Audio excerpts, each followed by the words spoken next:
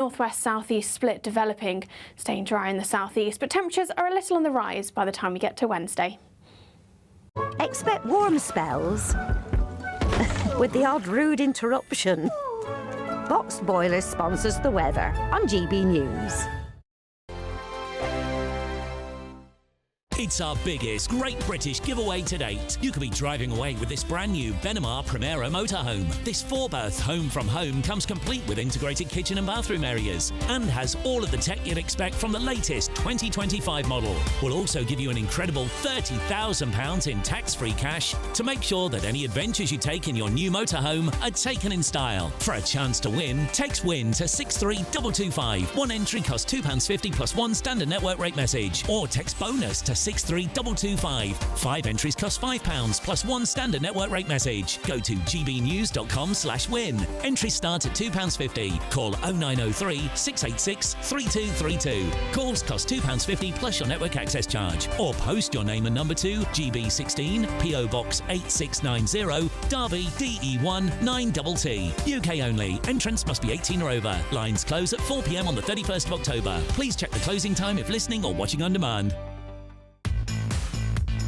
5 hosts, 5 opinions, 5 fearless debates, 5 unfiltered takes on the day's news. 5 reasons not to be anywhere else on Saturday night. This is the Saturday 5. You got me good there. Britain's biggest Saturday night TV show. It's not a bad brand. Yeah. Uncensored. Very, very racy tonight. On the unpredictable. What does she say? Can you translate it for us? And always entertaining. And how can a country go from being led by William Wallace Saturday nights from 6 p.m. only on GB News. the People's Channel? Britain's news channel. You're going to want to stay tuned, trust me. Mornings don't have to be tiresome, especially if you have the right company. Wake up to news as it happens, opinion and debate, and of course, a little bit of entertainment too. Because when the kettle's on, we're on. That's Breakfast on GB News, a show worth waking up for. Every morning from 6 a.m. Only on the People's Channel, Britain's news channel. We'll spread the news, you spread the word. From the school run to the home run, watch a new show for all of Britain. He can say whatever he wants. A straight-talking show where all voices are heard. And, you know, when are we going to stop talking about smashing the gangs and actually do it? With the stories that matter from every part of our country. There's a bit of a crash landing there for your Chancellor. Bold, fearless and standing up for you. That's me, Martin Daubney, 3 p.m. till 6 p.m, weekdays, here only on GB News. The People's Channel, Britain's news channel. Britain was once the envy of the world. But look around. A nation that no longer knows what it is or where it's going. A country that's broken. How do we fix Britain? How do we bring it back? Friday night with Matt Goodwin at 8 p.m. only on GB News.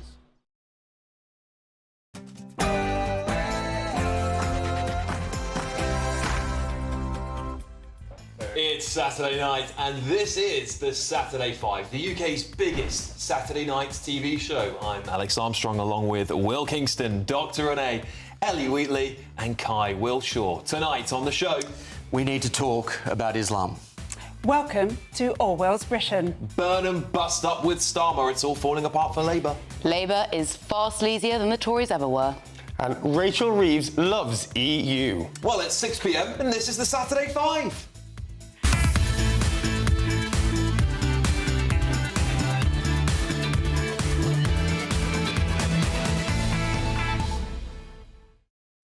Welcome back to the Saturday 5, everybody. And breaking tonight, finally, some good news. England's Red Roses have trashed Canada to win the Women's Rugby World Cup this evening.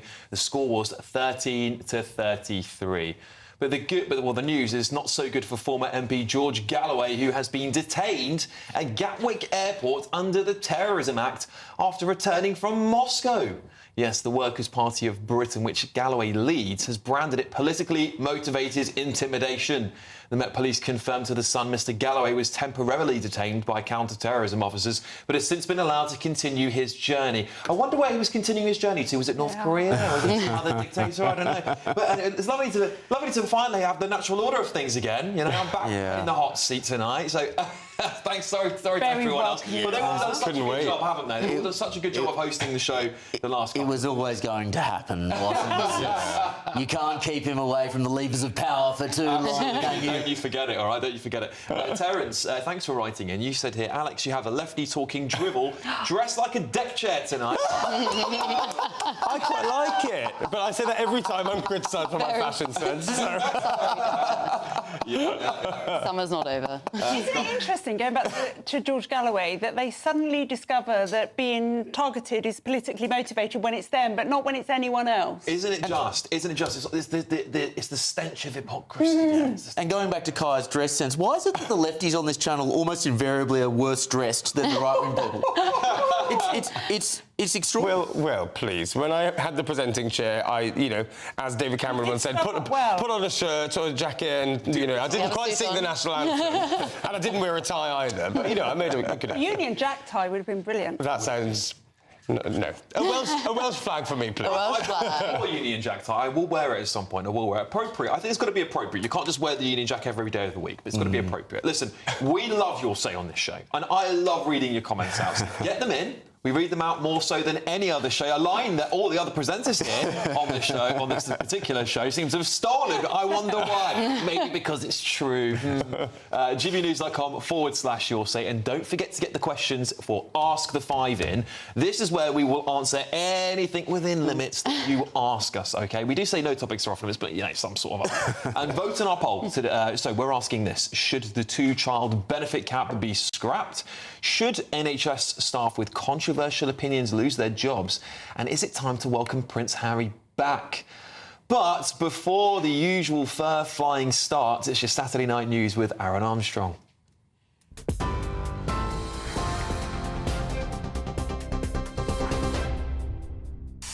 Very good evening to you. Our headlines and the breaking news, the good news for England fans is that England have won the Women's World Cup with a 33-13 victory over Canada. They claimed the title for the third time in front of almost 82,000 people at Twickenham, a record for a women's rugby game. We'll have much more on this in our later bulletins.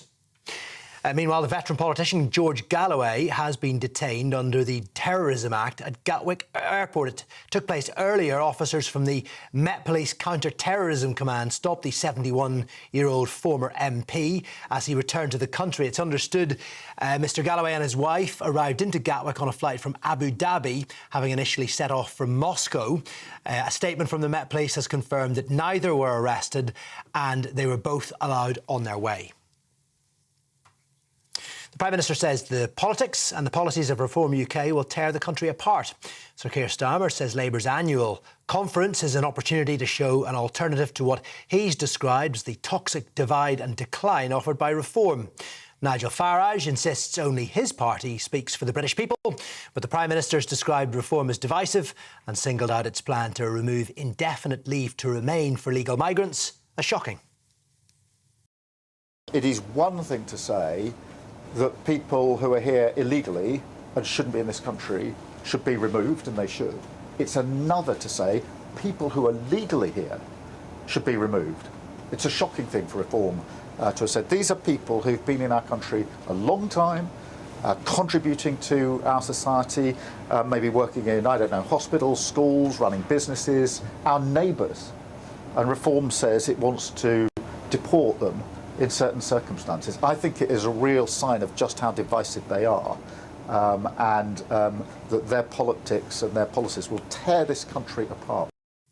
Prince Harry has suggested people are seeking to sabotage his reconciliation with King Charles. Reports claim his meeting with the King earlier this month Their first in almost 2 years was distinctly formal. Now, these pictures you're seeing is of the Harrods data breach. We should probably update you on that one first. Harrods warning customers their data may have been taken in an IT systems breach. The luxury department store saying that information such as names and contacts of some online customers has been taken from the systems by a third-party provider. Harrods describing the breach in an email sent to customers on Friday as an isolated incident. Harrods is insisting that no passwords or payment details were taken. And let's just bring you up to date with that Prince Harry story I mentioned, the suggestion that people, he says, are trying to sabotage his reconciliation with King Charles. Reports today have claimed his meeting with the King earlier this month, their first in almost 2 years, was distinctly formal, claiming Harry joked that he felt like an official visitor rather than a member of the royal family. Well, his spokesperson has said those claims are pure invention fed by sources intent on sabotaging any reconciliation between father and son. That's it for the moment. I'll be back with more on many of those stories at 7 o'clock.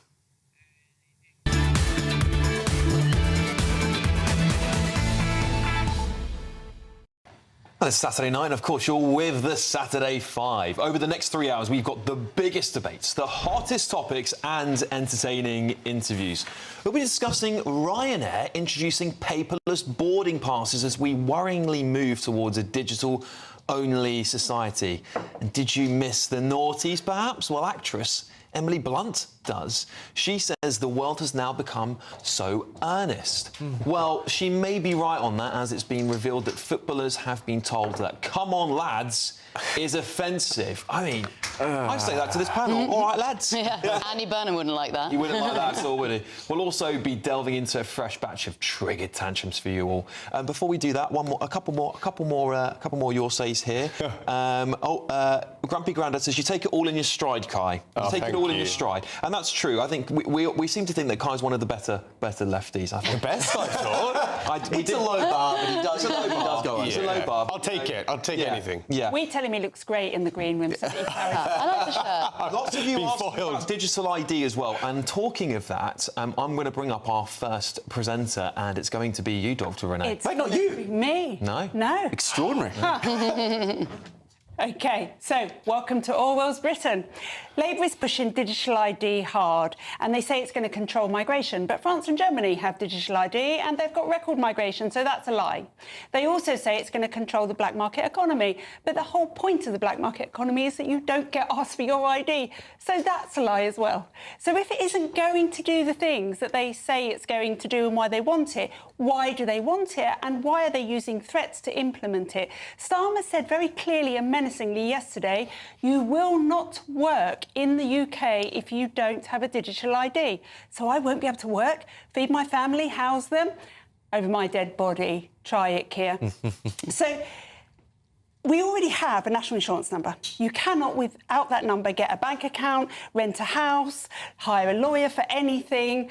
You can't do anything without a national insurance number. So we have the security that we need to check our ID. So if it isn't about security, what's it about? It's about surveillance and control. It's right out of the UN's Agenda 2030. There was a dry run in COVID. Do you remember COVID, where you couldn't eat out, get on a plane, go to university? For some people, go to work without flashing your QR code on your phone? Well, let's extrapolate that a bit further. You dare to criticise migration or net zero. You dare to say that a man cannot be a woman. By the way, he can't. And you dare to raise the flag and be proud of it. You might find yourselves very quickly via your digital ID penalised, and already we have 35 people a day in the UK who are being arrested for offensive speech. So the next step on from here is digital money. I've been saying it for ages, it's coming. Your wages, your savings, your spending, your travel, all linked to your digital ID. Step out of line, say something they don't like, and they will switch you off. No travel, no car, no spending, no life. This is the Fabian autocrat's wet dream, headed by Tony Blair. And if you agree to it, you are agreeing to shackle yourself to a life without an ounce of freedom henceforth. I think that's Totally exceptionally well said, Dr. Renee. And it's a very worrying trend we see towards this slow creep towards authoritarianism. And people on the left say we're bonkers for saying this stuff, right? But it's only when this stuff has happened that then do people look back and they say, oh, that was a bad idea. And you can never undo it. No, you can't. And Kai, what would I'm guessing you support digital ID, don't you?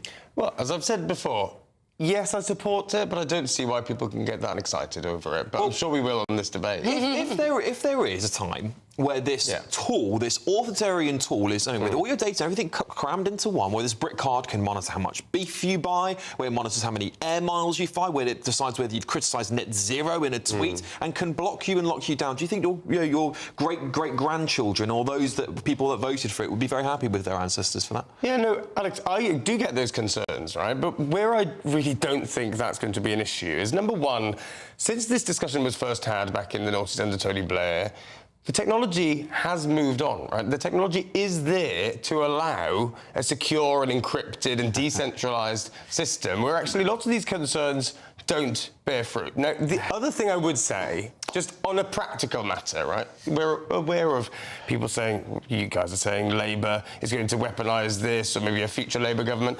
Frankly, I don't think Labour are going to put into practice and implement a policy that is open to abuse from reform and from the right wing. Why would that make any sense? Can I just pull you up on the security angle, because I think that's total nonsense.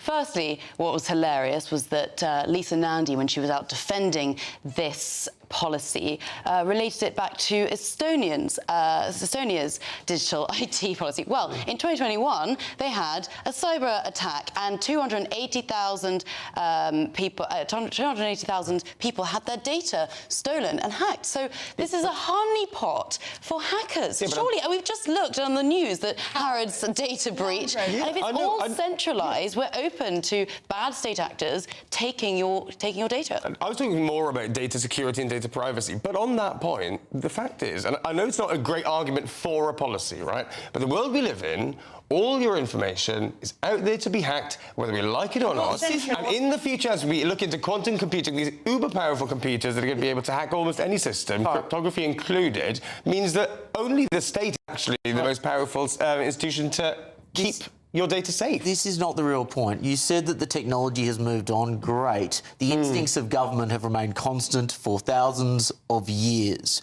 I've got a very simple question to the audience, and that is, do you trust this government? And I can hear it almost through the... Or future governments. You don't know who the next Prime Minister will be. That's exactly why it was designed differently. I agree with Ellie's saying that. It's not... I actually don't think Labour all of a sudden are going to become this dictatorship overnight. What I worry about is that if it takes one political party, whether it's they might even exist today, these political parties. It just takes one in the whole history of humanity in this country, which on average is... That's why design is very important. If the system is designed in order to avoid this kind of abuse, which obviously Labour would want anyway, any party in this country wouldn't want this government to actually implement it efficiently at all? Firstly, it's going to cost a lot of money. It took about 3-4 years to build the government.uk app. I mean, this is not about efficiency or technology. We've seen what happened in COVID. There are 30 people every single day that are being locked up for things that they say online. If you think that this won't be used to actually kind of change behaviours and manoeuvre people to do whatever this government wants them to do,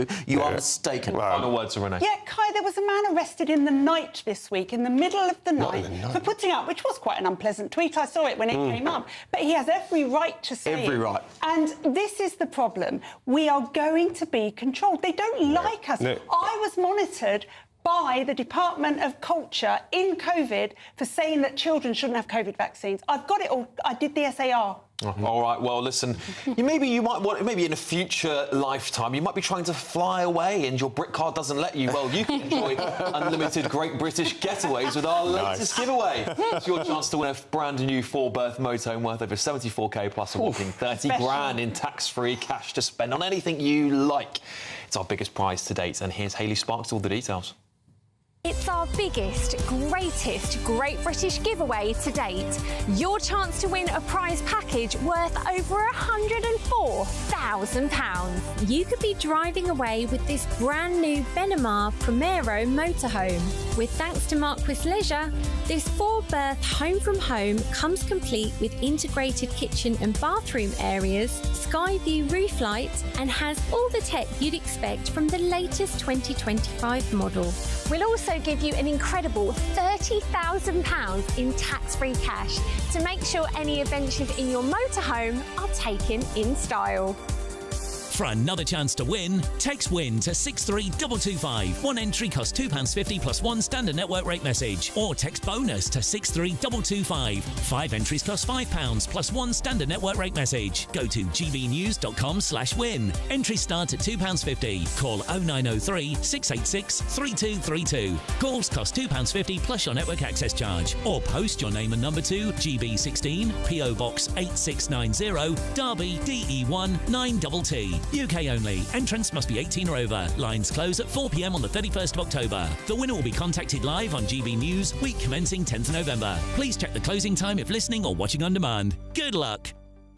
All right, well, I'm going to be going next, and it's a bust up with Burnham. Keir Starmer is having a bit of a trouble in his own party, isn't he? I wonder how that's going to play itself out at the Labour Party conference. That's next with the Saturday 5 live on GB News.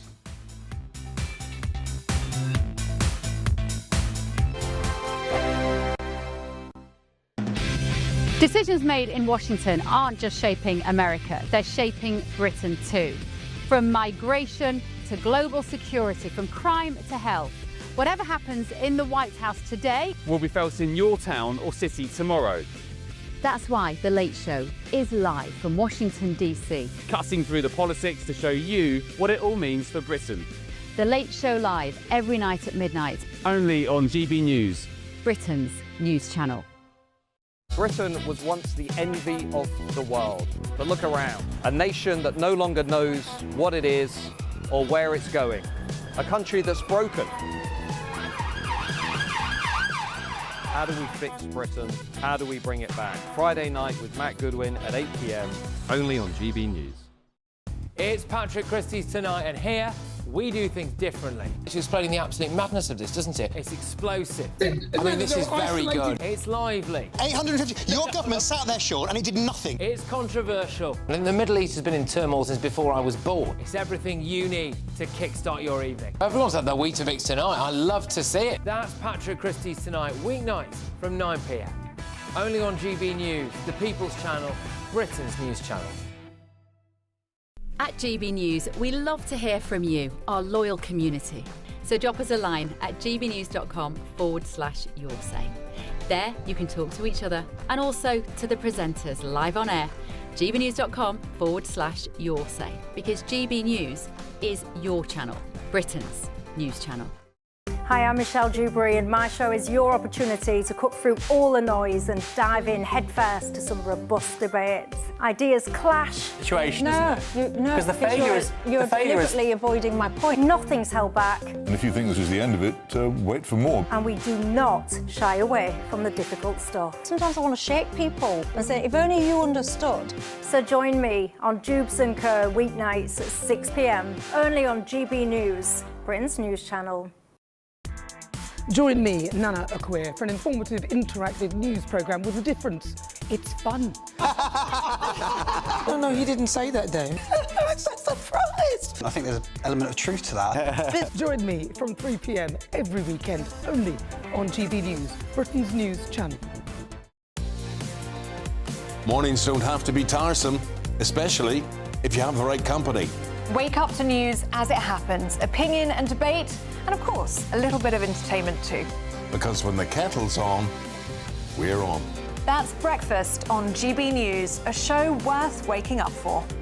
Every morning from 6 a.m. Only on the People's Channel, Britain's news channel. We'll spread the news, you spread the word.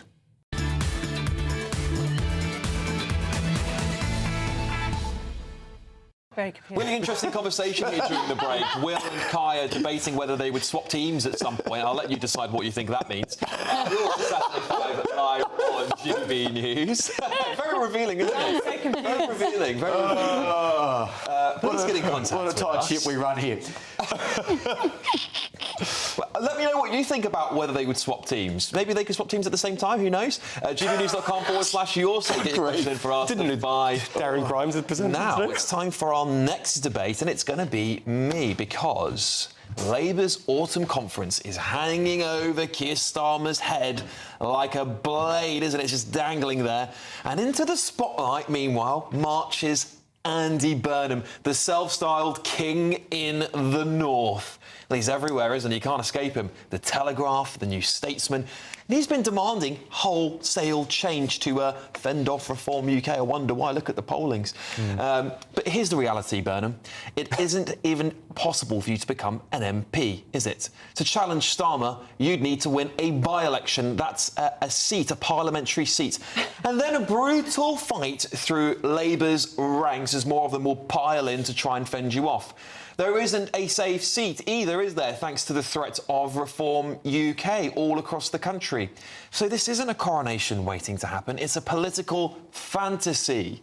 And what is his pitch to us all? Well, he wants to punish posh London with higher council tax, borrow £40 billion, 40 billion for council housing, and slap a 50p rate on top earners, and drag all the utilities in this country back into state hands. In my opinion, this is Corbynism on steroids. These are policies that would drain the Treasury and send talent packing to Dubai. And Starmer knows it too. He doesn't want to tell you out loud, but he knows it. And that's why he's suddenly obsessed with financial prudence. That's despite driving us into a £30 billion black hole. It's a sign, though, isn't it? It really is. It's a sign he's rattled by Andy Burnham, as his position is just so weak as party leader. And the truth, Labour is acting like they're in the final years of a 14-year-long government. They know the curtains are already closing on Starmer's beleaguered premiership and are desperate for an actual leader. And the truth is, they know there just isn't one, is there? There is not a leader waiting in the wings. They know Starmer's entrenched in number 10 like a tin pot dictator, and they're all going to have to go down with him on the Titanic, aren't they? And, well, Kai, I suspect you might be a little bit of a fan of Andy Burnham. I don't know why. Do you like his policies? I think what Andy Burnham... Yeah, some of what he says makes a great deal of sense, you know. What Andy Burnham clearly recognises, partly from his experience up north, is that Britain is so overwhelmingly in favour and in hock to capital and the power of global capital, rather than British people and workers. And in British workers, I also mean business owners and so on, who are completely different. Their priorities are completely different to, you know, the billionaires and the private equity barons and so on. He talks of a circo economy. He talks about how we overtax labour and undertax assets. All of that I can get with. And what I like about him is he's giving some sort of radical idea of what Labour should be. And that's something that Labour seems to have got to come away from. And that's what I think many Labour MPs are looking at. But I don't think it will be him to save the party. Well, Ellie, it's interesting, isn't it? Because all these policies, if you look at where Labour might be from the latest polling, 1/3 of their parliamentary seats will be in London. This is a city he's just condemned to death with his class warfare, his regional warfare. Totally. I mean, the thing about this is it just shows that the vultures are circling around Starmer. I mean, his Downing Street is in total turmoil at the moment. He's on his fourth director of communications now in a year, which is just absolutely obscene. And actually, his close allies are now briefing against him. You know, we've seen in Bloomberg, they're saying Starmer's losing friends fast and all the rest of it. So Burnham's, you know, he's making his pitch. I think it'll be very difficult for him to actually steal the crown. Yeah. But nonetheless, this is it's humiliating for Starmer going in to Labour conference. Keep an eye out for Burnham. A lot of people have been saying that he's jumped too soon, Burnham, and that, you know, he's gone a bit too hard, too fast. But I think we have to see what happens in the next week, because if he keeps pushing, you never know. He might be the next heir. And Starmer might actually have to resign once the rest of this party, backbenchers are jittery, there's welfare issues they're still discussing, and cost of living crisis with a budget coming that's going to be, just huge tax hikes, etc. They're not happy. I mean, the the party's much not happy. easier route to achieve this fiscal disaster that Burnham is painting, because that's what it will be. The last thing we need is more spending. We actually need more cutting. But the easiest thing for people to do is just vote for Corbyn. And then they'll get Andy Burnham's policy. Well, that's not. But how do people like Burnham and Kai not get this? Like, Kai's there, What get do on we the not get analysis, now? basically, Yeah. let's all hold hands and sing Kumbaya and be kind to each other and shake the magical money tree, and it'll all be okay. Mate, No. The taxation levels in this country are at 70-year highs. You cannot continue to tax this population. We are falling down the dark side of the Laffer curve. We need to cut spending. Totally right. And he would be worse out than of Starmer. control to the point where our bond markets are going crazy. That's what they've been briefing against. I saw this WhatsApp message that was going around the Labour MP groups, and it's just an image of an AI image of Liz Truss's face with Andy Burnham merged onto it. Absolutely hilarious. But I mean, Michelle here says even Burnham wants out of Manchester, and this is part of the problem he's got. He should be focusing on doing his job, and not only that, he's got a few skeletons in the closet. That grooming gang commission he put together, well, he had people walk out on it. This is not a man that national inquiry is going to start soon, and I have a gut feeling. I don't know. I have a gut feeling. I don't think it will paint him in a very good picture, Kai. Look, Burnham. Of course, he's been in politics for quite a long time. People remember him the last time we had a Labour government. And he is rightly recognised, as Eddie says. I mean, I would go further, actually. The Parliamentary Labour Party are furious to the point where almost anybody, including somebody without even a route to a seat in Parliament, let alone who is an MP, even he looks like a viable contender. Now, they are just desperate for somebody to latch on to, but they don't have anybody in the cabinet breaking ranks yet. All right, well, let's see how it plays out. I can't wait. It starts tomorrow, I believe. Does it start tomorrow? He's arrived tonight. Well, so all the princesses are arriving in their carriages tonight, and we'll see how the ball goes down. I mean, the ugly sisters might try and take out Cinderella. Here we go. But still to come tonight. Will, what have you got for us? Yeah, Alex, Donald Trump mentioned the elephant in the room, Sharia law in the UK. It's time for us on the Saturday 5 to have an honest conversation about Islam. OK, you're with the Saturday 5. Well, it's going to be a big one, that one, live on GB News.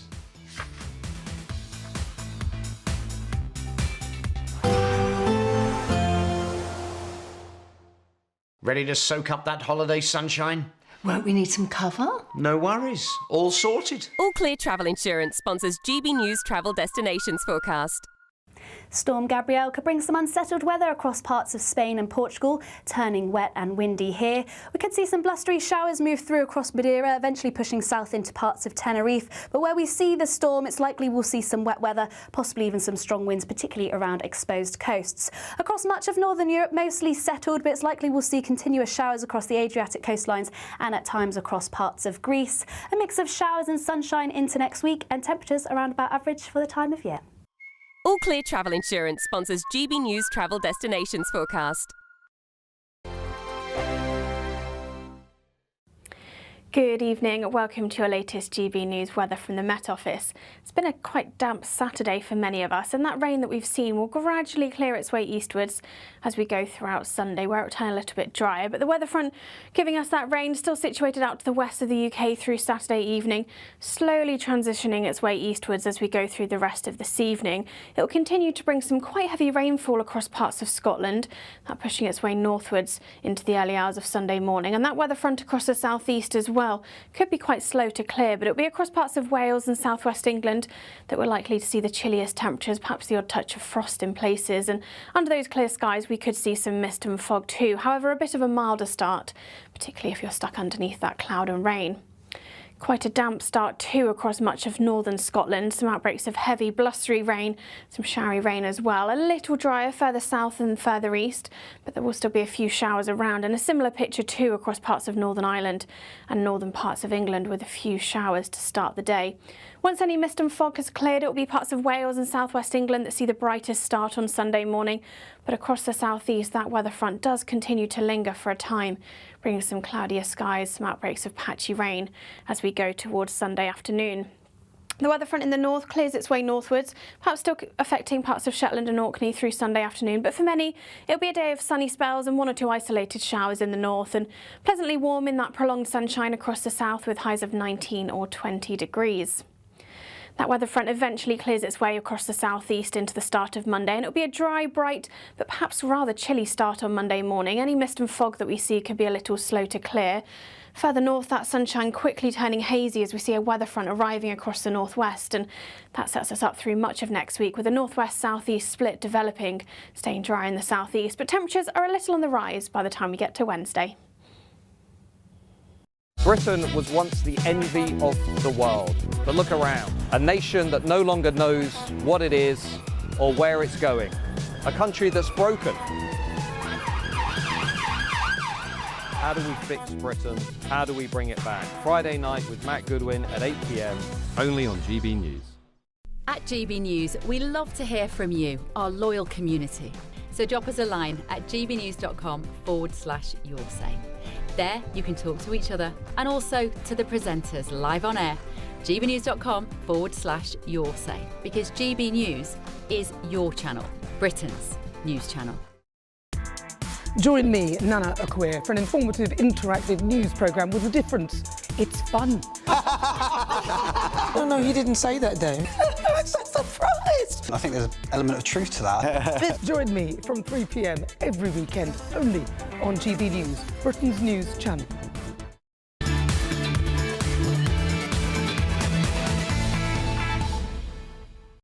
Yeah, so welcome back to the show, everybody. Well, we've got a big topic up for you next, haven't we? Will is going to take it from here. Yes, thank you, Alex. Donald Trump addressed the UN General Assembly this week. There were several notable moments in that barnstorming speech, but perhaps the moment that raised the most eyebrows was this one. Let's have a look. I look at London, where you have a terrible mayor, terrible mayor. And it's been so changed. Now they want to go to Sharia law. So, for clarity, he is right in that London has a terrible mayor. There is no evidence that Sadiq Khan wants to implement Sharia law, but in Donald Trump's inimitable way, he has revealed an uncomfortable truth through rhetorical hyperbole. And that is the Islamification of Britain. And this is something which more and more people are feeling uncomfortable about, to the extent that in a recent poll that came out this month, 53% of Brits think that Islam is not compatible with Western values. That was a YouGov poll. I would suggest that that number would be considerably higher from the polite crowd that isn't comfortable saying what they think. Make no mistake, there are wonderful Muslims in this country who contribute, who are neighbours, who are friends, who are family members. The problem comes at scale. The brutal reality is that there are 50 countries that have Muslim majorities in the world. 47 of them are not democracies. 40 of them are authoritarian hellholes. When you have Islam at scale, you have the denigration of minority rights. You have a two-tier society where men are obviously treated as superior to women. There is less of a distinction between mosque and state, and the separation between church and state is something that Western liberal democracies cherish. We need to be very honest about this, ladies and gentlemen, because Islam can survive, it can be tolerated in this country to the extent that we still maintain Western liberal values. The obvious point is that at scale, they are not compatible with Islamic doctrine. OK, let's start off with Kai. Yeah, I mean, the Trump speech, talking about Sharia law with uninformed foreigners. I mean, I'm glad that you've taken a bit more of a considered tone here, Will, because actually... It's unlike me. It is unlike you, but I think that's part of the problem with these debates, because you rightly say that Britain isn't a Sharia state, that what we have is Sharia law in courts that have no sort of legal function in sort of statute, in the same way that there are other Christian courts and Jewish. The Islamification of Britain. But exactly, I know. I'm just but this is the thing. Your hook is, of course, what Donald Trump has said, and as always with these debates, you can say things in a certain way in which it sort of points to what's not said. And what lots of people do take from this and the debates around this is you're saying the creep is towards Sharia law. It's the same sort of thrust that what Donald Trump is saying, and it's quite dangerous, and you know that. Matt Goodman's done very good analysis on this. From memory, somewhere between 20% of the UK is forecast to be Islamic by 2060, somewhere around there. Okay. Does that concern you? Not particularly, no. It should. The vast majority of Muslims that I know are exactly as you say, Will. Completely law-abiding, British citizens, most of them, and integrate well. I agree there's been a recent problem Shall I tell you with why lack of it integration. should disturb you? Because the moment you get to one segment of society being of a certain type, the influence that they can then have on the entire society is massive. We're already seeing it, Kai. We're already seeing at the head of our institutions, in our parliament, in our schools, in one of our Christian schools. It's run by somebody. That's the problem you have. Yeah, is Muslim leaders at the top. So, for instance, Sadiq Khan. All right, yes, I have a massive problem with. And I think that's why lots of people on the right have a problem with Sadiq Khan, because he is a Muslim. I want to hear what Ellie's got to say. Well, I just think it's more about British values. It doesn't matter about your faith as long as you integrate with the British values that we have, and that is respecting women in the same way that Christians do. No, I don't think that's a fudge, because as you say, there's a spectrum of all of these things. Like all religions, you know, you can be an extreme Catholic or an extreme Muslim. All religions are not equal. All religions are not equal. It's obvious that Catholicism, Judaism, Christianity are more compatible with this country than Islam is. That is a fact. That is I still think it's on a spectrum. But it depends what type of Christianity you decide to follow. Yes, it does. It does matter, because a hardline evangelical right-wing Christian sort of white nationalist faction has actually taken over a lot of the United States, for instance, and that's influence. And you think that influence is being felt here in the UK as well, and that is exactly the same thing. Okay, final word. word. That's comparable to Islamic extremism. I do. Final word to Ellie. That's ridiculous. I don't think you believe that. I think we're obviously not a Sharia state, and I don't think we should be, and I don't think we will be. All right. Well, so much more of this lined up for you. This is why it's the biggest show on Saturday nights, isn't it? This is why you always got to tune in. Who's up next? It is Labour is far sleazier than the Tories ever were. So when Labour was in opposition, Starmer and his team acted like the moral police of politics, the slightest whiff of Tory sleaze, and they were on their high horse with their sanctimonious cries saying that they would never betray the public's trust like that. But a year later, it's clear that they are far sleazier than the Tories ever were. Last Labour conference, it was Lord Ali and Freebiegate and that donation scandal. This time, it's Starmer's Chief of Staff, Morgan McSweeney, who's embroiled in a donation scandal. And that's just the tip of the iceberg. We've had a homelessness minister resigning over making people homeless, an anti-corruptions minister resigning over corruption, a transport secretary resigning over fraud, Angela Rayner for tax dodging, Peter Mandelson obviously sacked, and even last week, Starmer's top spinner, Paul Overton, resigning over some sexist texts that he sent. And let's not forget the CV lies. Guido actually revealed that Rachel Reeves lied about her career as an economist. Jonathan Reynolds, the business secretary, also lied about being a solicitor. I mean, it's almost as if they come up with a new sleaze story each week, so we just forget the last one. And all of this makes Boris and a birthday cake look actually fine, doesn't it? Labour promised to clean up politics, but instead they have made sleaze an art form. And the ultimate scandal of all of this is their hypocrisy. Absolutely well said. Fantastic stuff. Honestly, couldn't have said it better myself. Well, of course, Morgan McSweeney embroiled in all of this as well. He's now dodged 2 bullets. Let's see if there's any more fire in his way, because all these leaks you see, they don't come from nowhere. There are people playing games. This is why Whitehall will never stop leaking, because there's people trying to take each other out.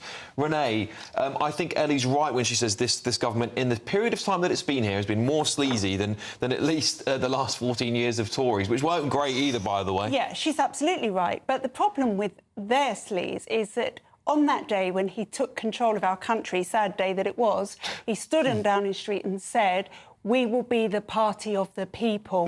We are going to work for you. We will not be sleazy. And the first thing they did was go and get dressed in Lord Ali's suits. Yes. What do they say? Glasses for passes. Country before party. Is that what was said before quite a lot? So it is the hypocrisy. It's saying one thing, doing another, and not expecting to be caught or called out on it. And they've learnt very quickly in power that actually people are gunning for them, and the more they gun for them, the more they will find, because you turn over enough rocks and you find enough woodlice. Well, I've been trying to think, like, why have we got to this point where we have these mediocre politicians that seem to be more interested in kind of getting, you know, particular handouts and perks as opposed to doing their job?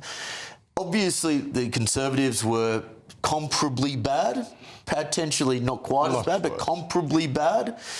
This is just an argument for we need a better class of politician. We need to start making an argument to say pay them more money, start refashioning how we think about university politics to stop getting kind of the nerdy loser kids into university politics and get the actual talented people in, because that is the pathway into senior politics. How do we get better people in? Because ultimately this comes back to the fact that these are mediocrities who are literally scraping the bottom of the barrel. OK, Kai, I want to ask you this, because I think the phrase... was it power corrupts, but ultimate power corrupts ultimately, or something along those lines? Something along those lines. You get the gist. Power corrupts, and absolute power corrupts, absolutely. That's right. And this is my problem. And I understand what Will's saying, but I feel like politics always draws a certain type of person. And I think even if you did open it and you paid more money, you're still going to get the party machine working, because it's about ideology. It's about what you say, not who you are. And I think no matter who is in government, you're going to get corruption scandals. I think the key is not to sit on a high horse on a very small hill.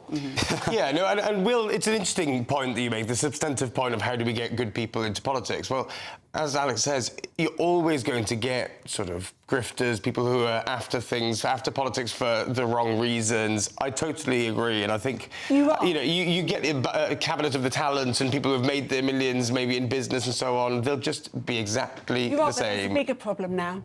And the bigger problem is that we have infiltrated our universities with the woke ideology so hard. These kids have not been exposed to difficult ideas. I would also say this government has been totally anti-democratic, because a whole load of stuff that they've done, Chagos surrender deal, the digital ID cards, family farm tax, all of this, no one voted for. It was not in their manifesto.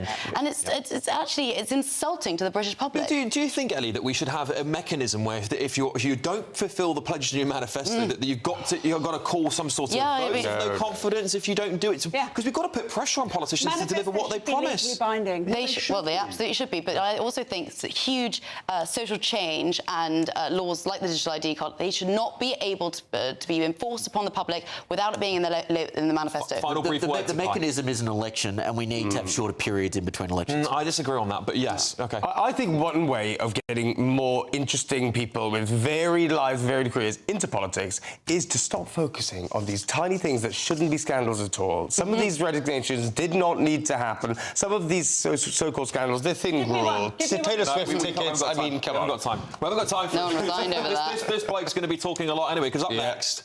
Yep, I'm going to be talking about how Rachel Reeves has pulled out of her magician's hat something for Britain's young people. You won't want to miss it. Well, yeah, there you go. A deck chair can talk. Saturday 5 on GB News.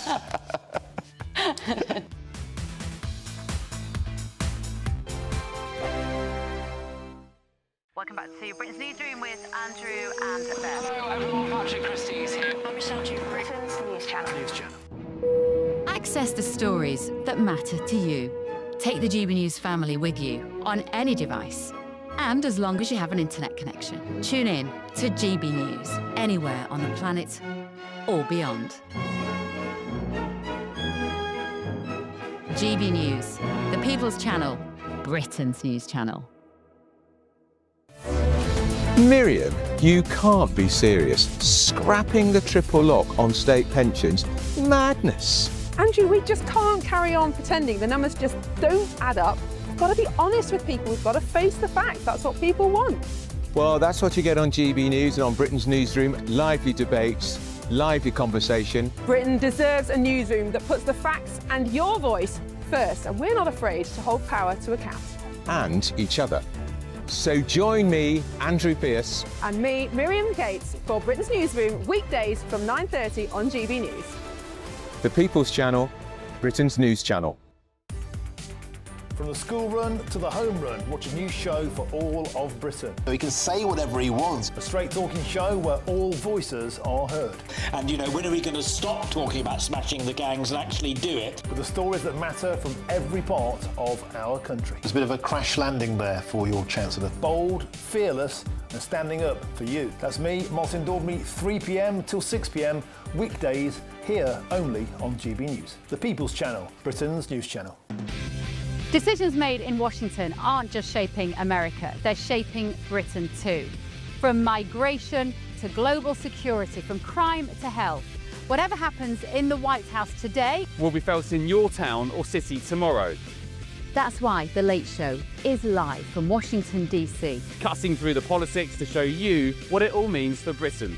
The Late Show live every night at midnight. Only on GB News, Britain's news channel. You want to know what's really going on in the corridors of power? Labour don't know what to do with you half the time, and that makes you quite lethal in the chamber. Get behind the headlines with Chopper's Political Podcast. Join me, Christopher Hope, as I sit down with the great and the good of British politics. We'll see where this ruling takes us. These are the stories shaping our nation. Chopper's Political Podcast, available now on all platforms. Listen in and stay ahead. At GB News, we love to hear from you, our loyal community. So drop us a line at gbnews.com/yoursay. There you can talk to each other and also to the presenters live on air. gbnews.com/yoursay, because GB News is your channel, Britain's news channel.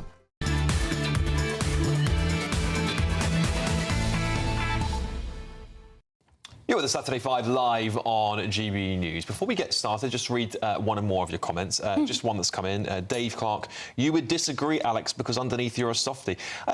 We're disagreeing with Will about having shorter periods before we have elections. Do you want an election every year, every 2 years? It's nuts, but all they'll do is make promises, promise, and never deliver anything. We need them in office for 4 years at least to deliver something and then to judge them. I don't like this government. I think I made my point super clear. 4 years would be a reduction in the time between elections. Well, Alex. it's roughly about 4 years at the moment, actually, on average. So we need to mandate 4 years. Well, we mandate 5. What would happen is the election would be in 3. So that's the People are calling for an election already. No, this is a relatively new thing, wasn't it? The Cameron Parliament who brought Acts. this Yeah, in? the Parliament, the set terms of Parliament. And we haven't done it. That act has dropped now. So it is down to the government to call an election. So anyway, I think you get the point. I just think we need time for politicians. I didn't get the point. Well, you said you want shorter periods in elections, and I think your point is wrong. I think your point is wrong. I think that's fair. Another one. Someone else has got to talk other than me and you. So now it's time for our next debate, and it's your favourite deck chair on the panel. It's Kai. Yep, absolutely. And I'll be telling you why Rachel Reeves loves EU.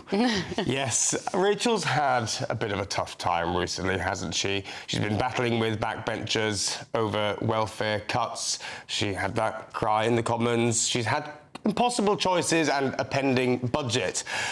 But she has managed to pull a rabbit out of the hat with her youth migration deal with the EU that is about to come along. Now, what a welcome change this is after a calamitous decade of lies, name-calling, threats from the Conservative Party. Our relationship with Europe lay in tatters before the Labour Party came into power. But this ambitious new youth migration scheme will be manna from heaven for another group of people who have had a bit of a rough ride recently. Yes, young people. So I say let our talented young Brits go off, get off their screens, go off to Europe, work, live, play, and then let Europeans into our country to do the same. They'll contribute to our communities, inject life back into sectors that need it and fragile high streets. So, grown-up, mutually beneficial relationships with the rest of the world, just what Labour promised. OK, right. So have you seen the latest ONS figures, Kai?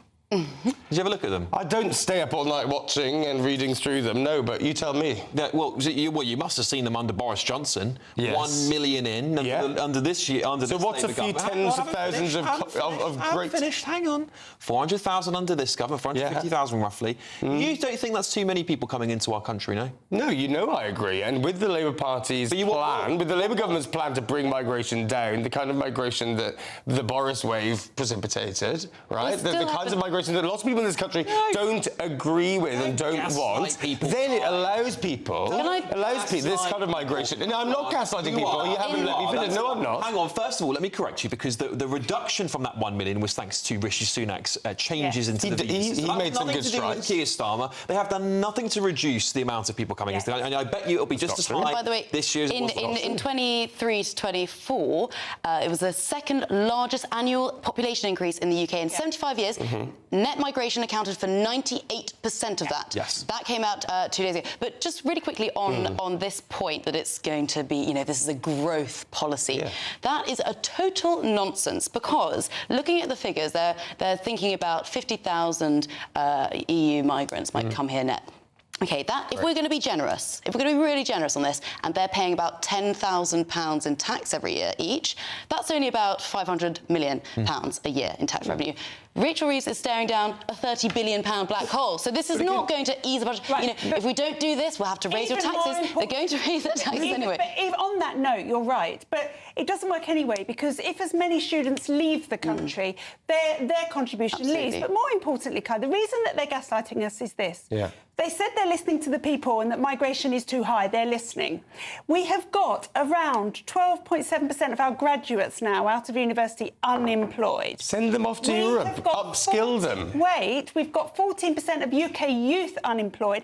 But in Europe, they've got between 25 and 27% youth unemployment. Estonia, let's talk about them because they seem to be the country of the month, 27. Spain, 25. Sweden, 25. But this is just two-year scheme, exactly like Australians and New Zealand. Finish. Well, I don't get the chance. Oh, you do. I do not. So those people, those youth unemployed, are going to use this scheme to come here, mop up the low-paid jobs, and our youth are not going to be able to do so because they don't speak languages. Europe does. Kai, I admire how you approach your craft. I think as you were saying that, you knew what you were saying was silly. No. You knew that this policy is so entirely out of step with the mood of the moment. It's at the not. one time in the UK where we are talking about net negative migration, the one time where we're talking about maintaining and getting control of the borders, this is so comically out of step with the mood of the people. Before you answer, and you know that. You can know I just that. say before you answer, because I want him to keep doing it. I want Labour to keep talking about this, because every time they do, you see parties that are against this go up in the polls and they go down. Just today, Keir Starmer has been voted the most unpopular Prime Minister in all time by Ipsos Mori. Anyway, it's over to you. Even Liz. Please carry on talking about how many more migrants you want to bring in. No. You can't have it both ways. You can't say, oh, it's such a small amount of people that it won't have any impact on the economic growth, even though you admitted yourself just now that it probably would, even though marginal. But then, Alex, you're saying, oh, but we've had the Boris wave with so many people. Which one is it, right? Now, this is... I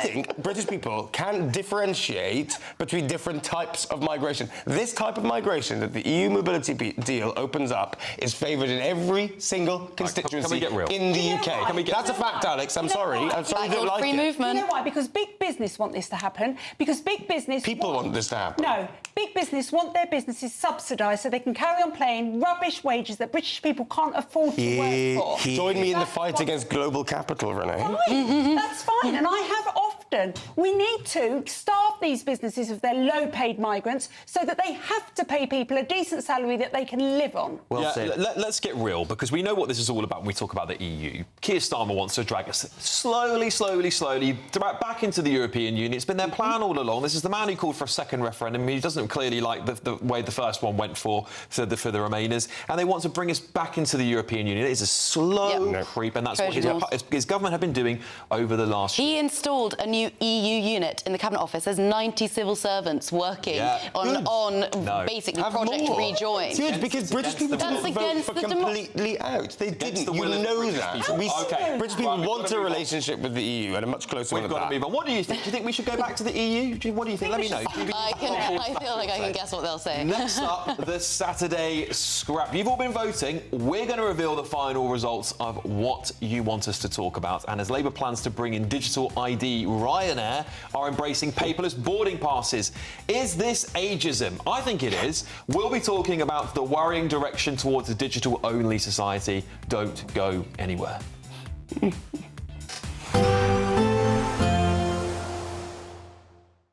Expect warm spells with the odd rude interruption. Box Boilers sponsors the weather on GB News.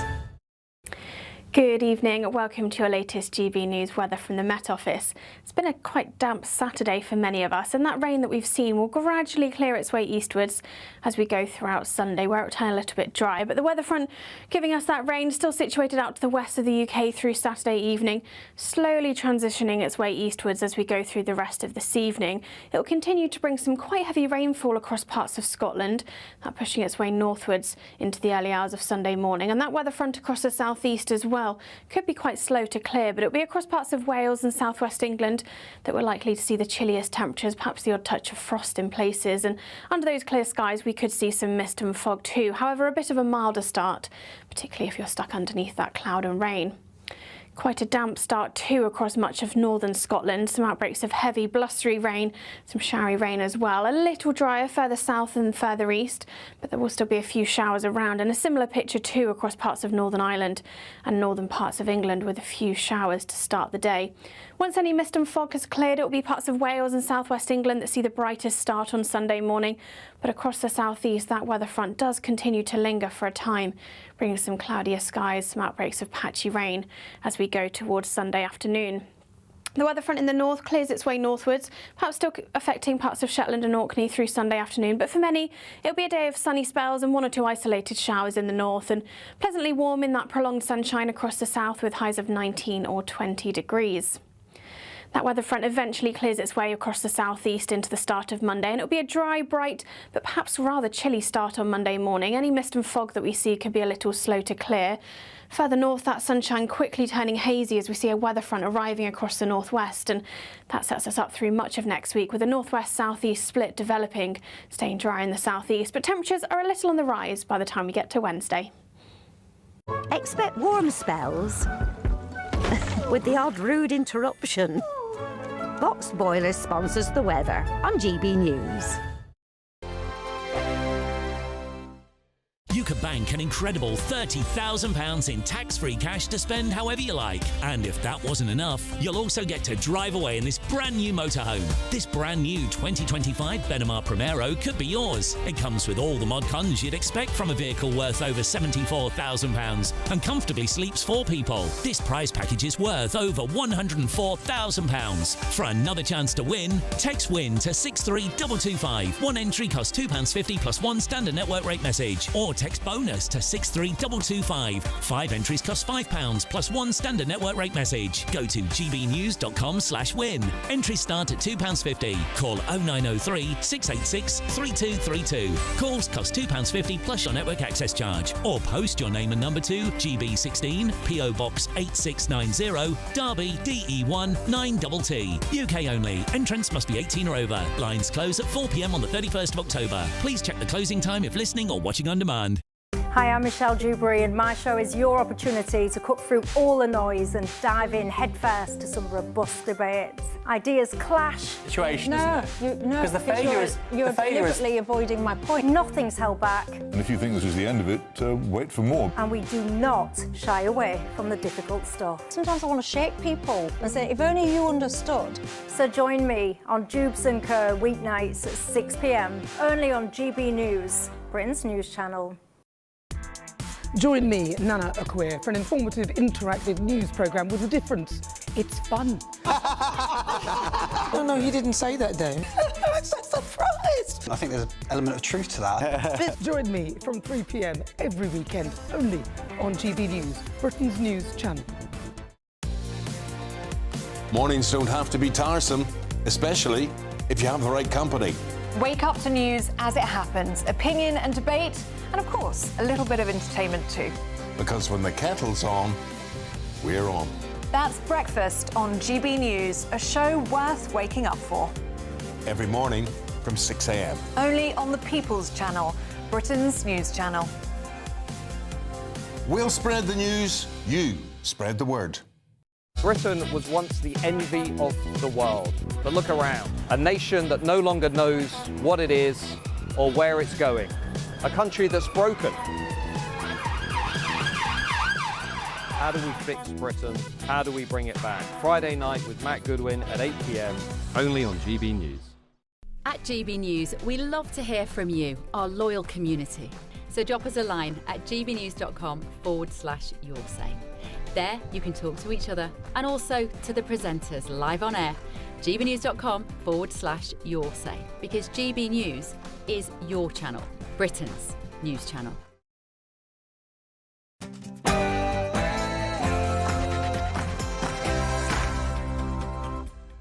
It's Saturday night, and this is the Saturday 5, the UK's biggest Saturday night TV show.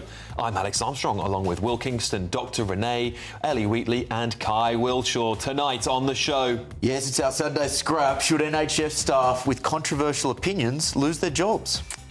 Ryanair scraps paper boarding cards in another move to a totally digital world.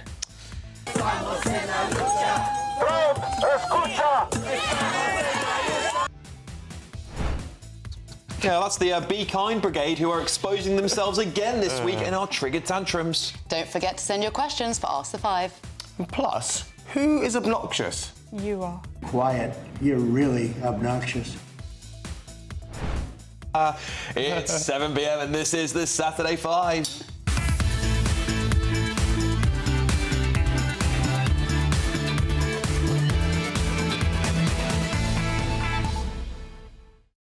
Well, as ever, our second hour of this show is as big as the first. We'll be going through triggered tantrums with lefties are losing it all over themselves everywhere. We've got a big debate between what looks like between Will and Kai, actually. We'll see how that one goes.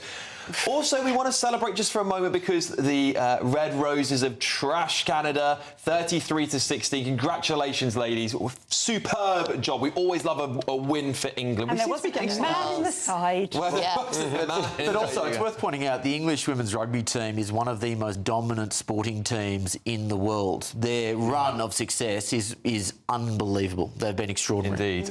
Look, do you miss the noughties? What do you think the best time to be alive was? Because Emily Blunt says she does. She says the world has become so earnest. Well, she might be right on that, as it's been revealed that footballers have been told that, come on, lads, is offensive. I mean, it's an exhausting planet to live on. It really is. Can't keep up. Well, I want to get your thoughts on all this stuff. gbnews.com/yoursay. But before we get into tonight's fur flying, it's your Saturday night news with Aaron Armstrong.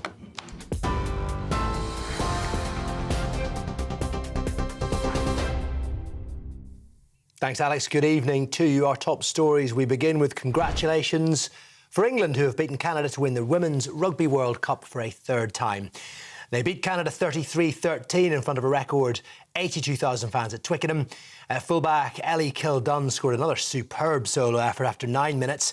Forwards Amy Cockayne, Alex Matthews and Abby Ward added further tries for a comfortable win. Sadia Kabeya, the flanker, was named player of the match. The Red Roses extending their extraordinary winning run to 33 games. And this breaking news, GB News can reveal almost 900 small boat migrants have crossed the English Channel illegally so far this weekend. It brings the total number of arrivals this year to more than 33,000. Earlier, French authorities confirmed 3 asylum seekers, 2 women and a man, died when their boats got into difficulty this morning. The Prime Minister says the politics and policies of Reform UK will tear this country apart. Sir Keir Starmer says Labour's party conference is an opportunity to show an alternative to what he's described as the toxic divide and decline offered by Reform. Nigel Farage insists only his party speak for the British people, but the Prime Minister says Reform are divisive and has singled out its plan to remove indefinite leave to remain for legal migrants as shocking. It is one thing to say that people who are here illegally and shouldn't be in this country should be removed, and they should. It's another to say people who are legally here should be removed. It's a shocking thing for Reform to have said. These are people who've been in our country a long time, contributing to our society, maybe working in, I don't know, hospitals, schools, running businesses, our neighbours. And Reform says it wants to deport them in certain circumstances. I think it is a real sign of just how divisive they are, and that their politics and their policies will tear this country apart. The veteran politician George Galloway was detained under the Terrorism Act at Gatwick Airport earlier. Counter-terrorism officers stopped the 71-year-old former MP as he returned to the UK. It's understood Mr Galloway and his wife had travelled back from Moscow via Abu Dhabi. The Met Police, in a statement, confirmed that neither were arrested and both were allowed on their way. Harrods has warned customers their personal data may have been taken in an IT systems breach. The department store says information like names and contact details of online customers was taken from the systems of a third-party provider. Harrods described the breach in an email sent to customers as an isolated incident and says no passwords or payment details were taken. And Prince Harry suggested people are trying to sabotage his reconciliation with King Charles. Reports claim Prince Harry's meeting with the King earlier this month, which was their first in almost 2 years, was distinctly formal, claiming Harry joked that he felt more like an official visitor than a member of the royal family. Well, his spokesperson says the claims are pure invention fed, saying that sources intent on sabotaging any reconciliation between father and son were to blame. That's it for the moment. I'll have more news for you at 8 o'clock. Now, back to Alex. Tune into GB News Radio wherever you are. Online, on DAB digital radio, on TuneIn, on Radio Player and on your smart speaker. Just say, play GB News.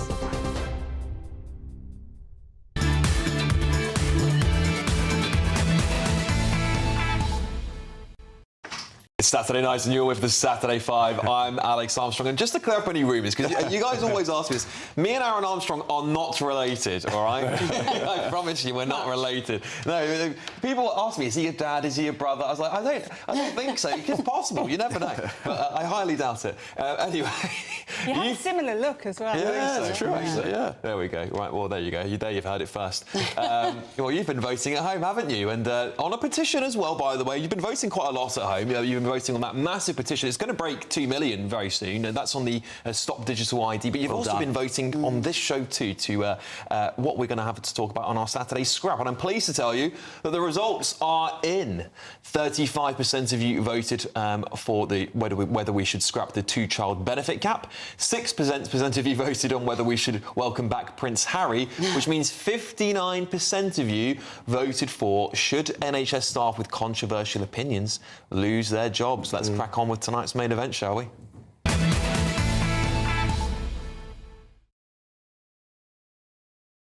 Well, Health Secretary Wes Streeting has admitted that he has no faith in the medical regulator after an NHS doctor who allegedly denied the Holocaust was allowed to keep her job. Dr. Rama Aladwan, a trauma and orthopaedics doctor, has been allowed to continue practicing despite her views. Her lawyer said she had a right to express things that could shock or offend. Funny that, because people seem to get arrested for things like that anyway. Should the NHS staff with controversial opinions like this lose their jobs? Seconds out, it's round 1.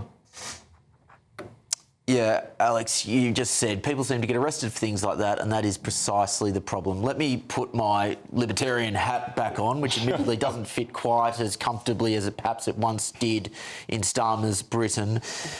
Let's get one thing straight from the outset. Holocaust denial is factually wrong and it is morally abhorrent. But here's something that we've forgotten in modern society. You should be allowed to say things which are factually wrong and morally abhorrent. Now, number one, and this is the crux of this debate, and Kai will try to tell you that this will somehow impact the way that this doctor does the job. I don't believe that to be the case. If there is any evidence that this doctor is prejudiced against Jewish people, then obviously they should be booted as soon as possible and should be treated in terms of the law in the most severe possible way. But denying a historical argument, even an argument which I would believe is settled, does not cross that bar. But there's a bigger point here, ladies and gentlemen, because we all have that emotional feeling to go, how dare this person deny the Holocaust?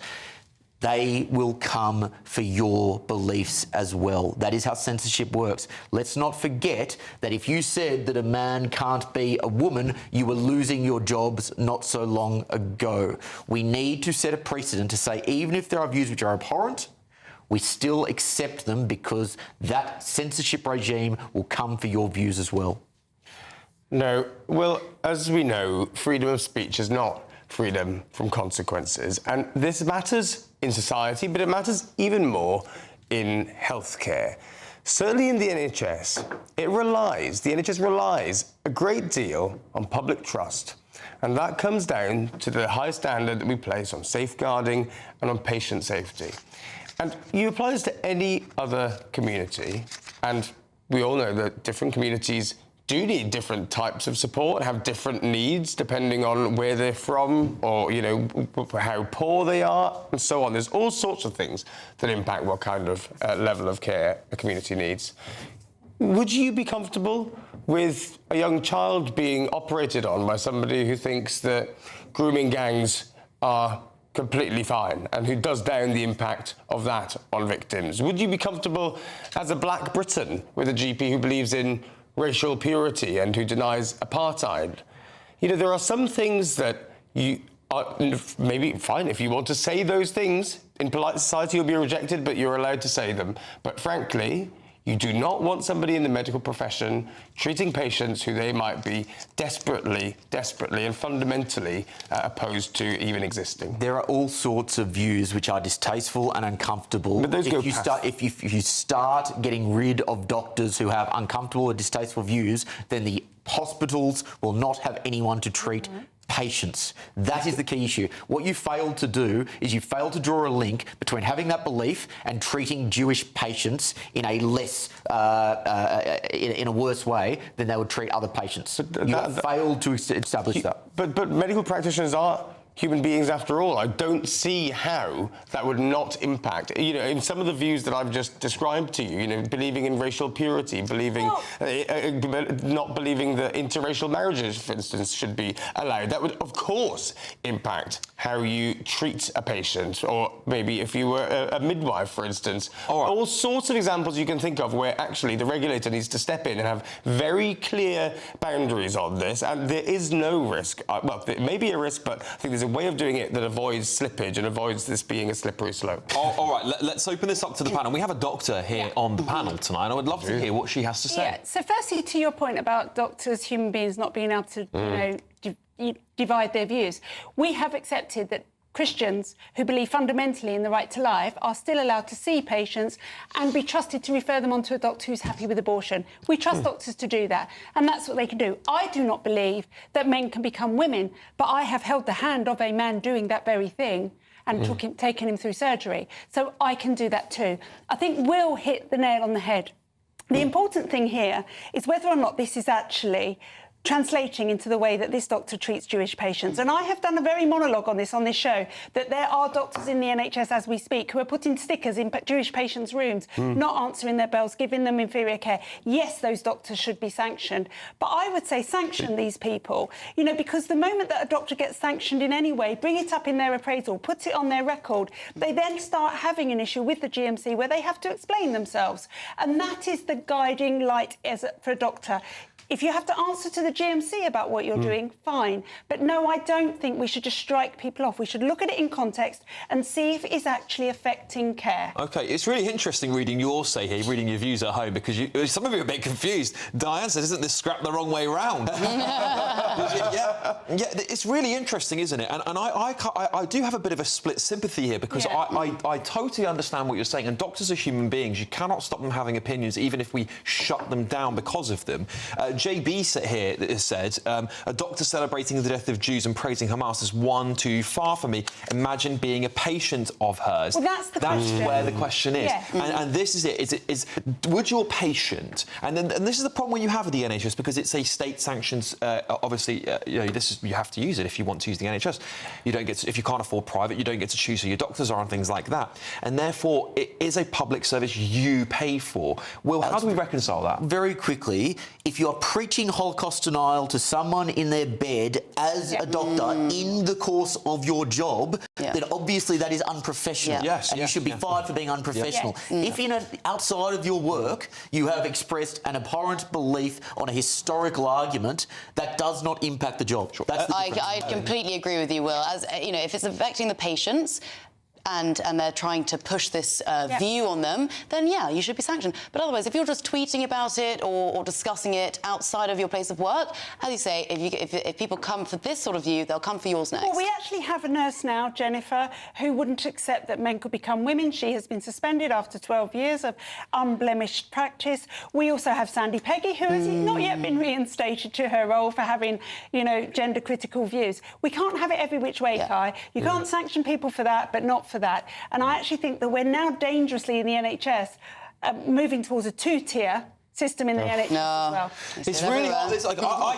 I certainly think this is a difficult debate, and we need to have these debates in Britain because we need to decide where our line is as a society. I will say, and I'm going to drag up another debate we had earlier on, this is the problem when we have ideologies coming in from abroad and you don't have assimilation, you don't know what the boundaries are. And I say her views are absolutely disgusting and abhorrent, and from my personal taste, I wouldn't want to be treated by a doctor who has those opinions, but you might be and you never know. And that's where people start to worry, and I do think Jewish people in this country, I should be exceptionally worried right now, and I feel very sorry for them. All right, well, look, moving on to a slightly nicer topic, you could enjoy an unlimited Great British Getaways with our latest giveaway. It's your chance to win a 4-berth motorhome worth over 74 grand, a whopping 30k in tax-free cash. You can spend it on anything you like, couldn't you? Here's Hayley Sparks with all the details. It's our biggest, greatest Great British giveaway to date. Your chance to win a prize package worth over £104,000. You could be driving away with this brand new Benamar Primero motorhome. With thanks to Marquis Leisure, this 4-berth home from home comes complete with integrated kitchen and bathroom areas, sky view roof light, and has all the tech you'd expect from the latest 2025 model. We'll also give you an incredible £30,000 in tax-free cash to make sure any adventures in your motorhome are taken in style. For another chance to win, text WIN to 63225. One entry costs £2.50 plus one standard network rate message. Or text BONUS to 63225. 5 entries cost £5 plus one standard network rate message. Go to gbnews.com/win. Entries start at £2.50. Call 0903 686 3232. Calls cost £2.50 plus your network access charge. Or post your name and number to GB16 PO Box 8690 Derby DE1 9TT. UK only. Entrance must be 18 or over. Lines close at 4 p.m. on the 31st of October. The winner will be contacted live on GB News, week commencing 10th of November. Please check the closing time if listening or watching on demand. Good luck. Well, still to come tonight.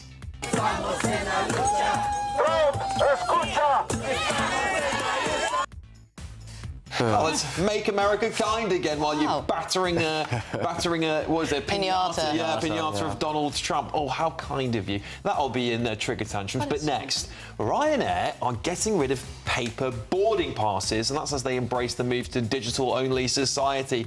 I wonder where Keir Starmer got all his big ideas from. We'll be discussing that after the break.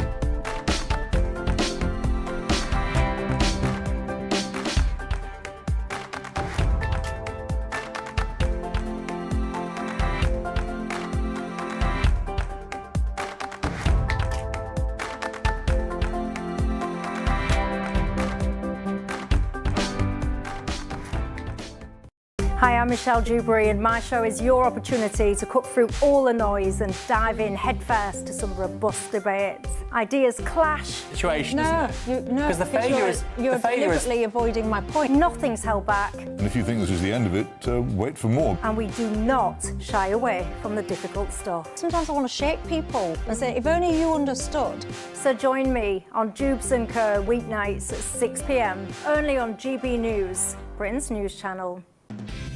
Decisions made in Washington aren't just shaping America, they're shaping Britain too.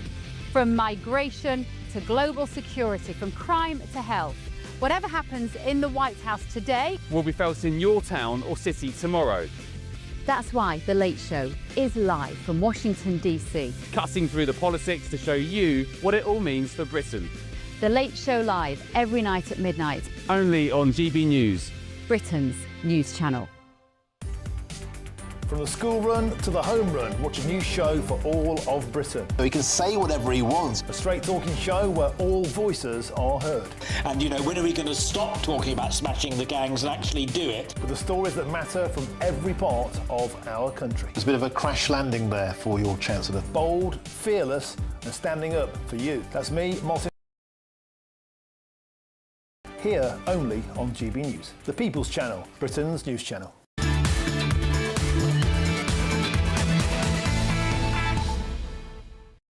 Welcome back to the Saturday 5, everybody. gbnews.com/you'll you know I love reading these out. I've got an interesting one here for you. Liv says, has Will got himself a love interest yet? He seems to have a glow about him. Let's take a shot, Will. Oh. He's got a bit of messy hair. He's going red. He's going red. The short answer is no. I am desperately available, ladies and gentlemen. Team, can we get my mobile number up in the strap there? Open for offers. Yeah. Be careful what you wish for. I was going to say something. I'm not going to say it. I know what you're going to say. Yeah.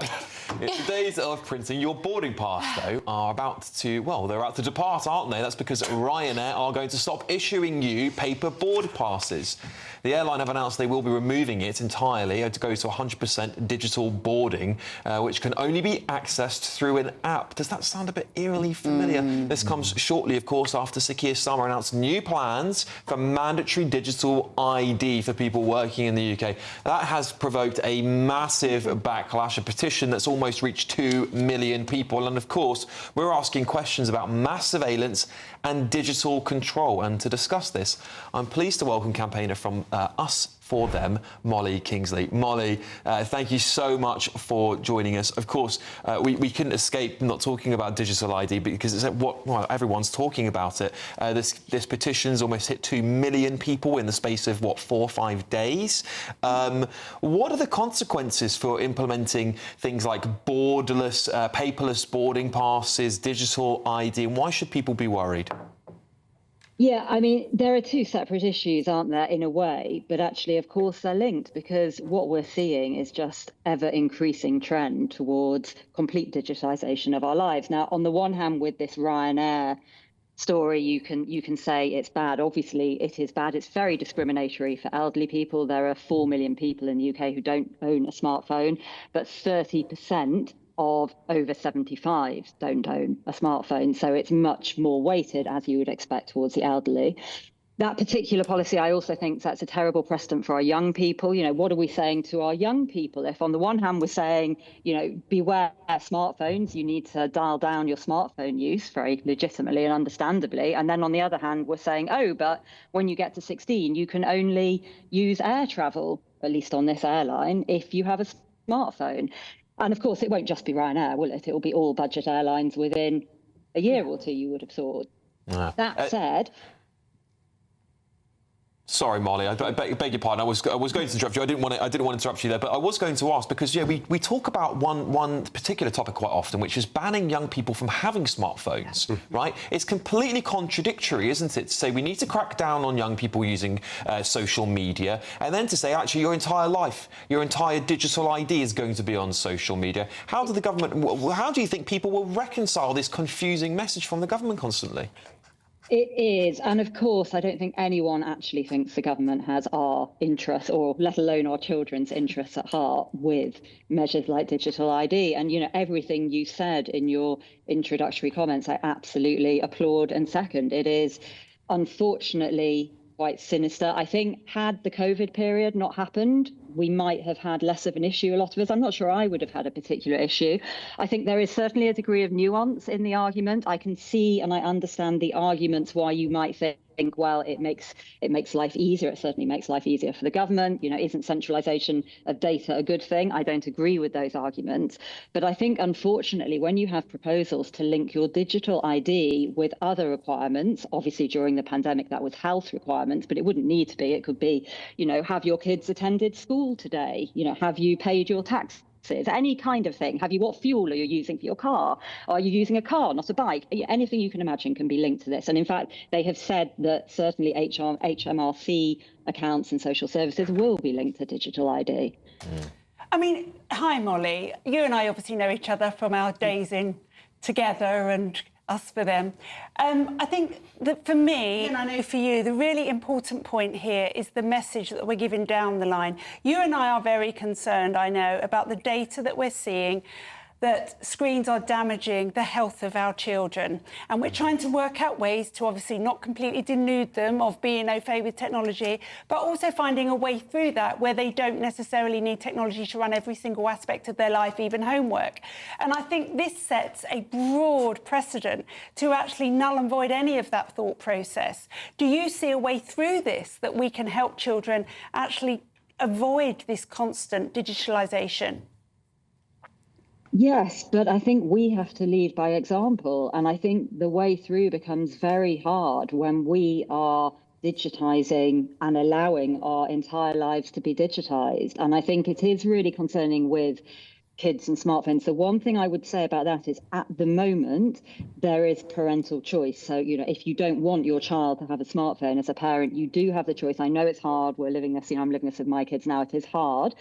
But you can say, actually, no, we're not going to give you a smartphone. We'll give you a brick phone or a kind of, you know, smartphone light, maybe. And an increasing number of parents are doing that. I think where it gets really, really, really difficult, though, is education and edtech for kids, because you're right. We have now embraced this, you know, view that technology must be a good thing, that the benefits must outweigh the harms. And of course, with education and smart devices, iPads, you know, many kids now have one-on-one devices in the classroom, and there is very little evidence that actually the benefits do outweigh the harms.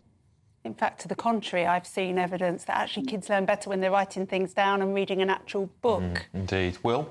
Where does the line between the role of the government and the role of parents appear here? Because, you know, there are now apps, for example, where you can put it on your kid's phone and the parent anywhere in the world can automatically, you know, turn it off or stop them from getting into particular types of apps.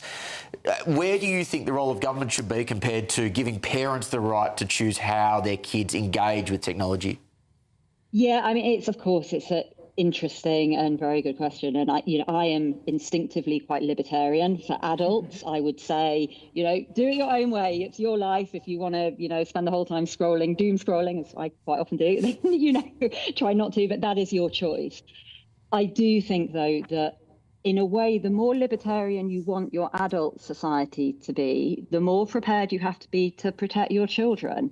It doesn't make sense in a world where we're saying, well, actually, maybe we shouldn't have huge fetters on adult society to adopt the same approach and attitude to children, particularly when you have something as here that by just its being is a cohort issue. So it's a little bit like driving, isn't it? You know, you wouldn't propose having cars but no road safety rules. That would be clearly insane. And I think with phones we've got to a similar point where, because so many children do have them and so many families do have them, even if as a parent you don't want your kid to have a phone, it's very, very difficult when all of their friends have one. Ali? Yeah, so in terms of screen time limits for children, what age is that? Is that 15, 16, and then it's okay, you can sort of run free, roam free, or is it older or younger?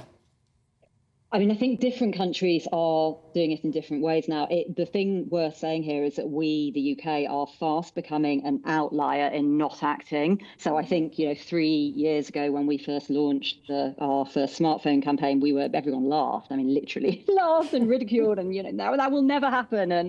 And now barely a day goes by in any jurisdiction without a politician somewhere talking about some kind of legislation for social media or smartphones. I think it's fair to say we haven't yet found the perfect answer. And I think it's fair to say countries are doing it very differently. Personally, I don't agree that an outright ban for under 16s on social media is necessarily the right way to do it. I don't actually think it's workable. And I think the countries that have tried introducing that very blanket ban, I know they're trying to do that in Australia. Some of the American states are finding it rather harder than they thought to implement. Big problem there is it relies on facial recognition technology, which gets us back to all the issues that I'm sure you guys have been talking about with digital ID. I think, though, to answer your question, you can definitely envisage a regime that is both permissive and helpful and actually quite pro big tech. So why not have a fast track licensing regime where you have a dumb phone plus or a smartphone lite that is allowed and encouraged and given for kids and is safe and is suitable? Like that, I think, as a society, is where you want to be. And then I think the age becomes a little bit easier. And actually, France have done this. They have a staggered approach where smartphones, they say, not at all until you're 16, but actually a sort of hybrid phone where you have a sanitized version of the internet and apps. I think they've said 14, 15. It's the end of a school year. They've done it. So something like that, I think, is quite sensible and should not be beyond the wit of woman to sort out. OK, Molly Kingsley, campaigner from Us For Them. Thank you so much. Well, still to come tonight. Quiet. You're really obnoxious. Why did President really obnoxious give that reporter the hush? Find out in this week's Trigger Tantrums. But next is Bunch of Five, and you'll be shocked at some of the salaries of civil servants under Labour. Here with the Saturday 5 live on GB News.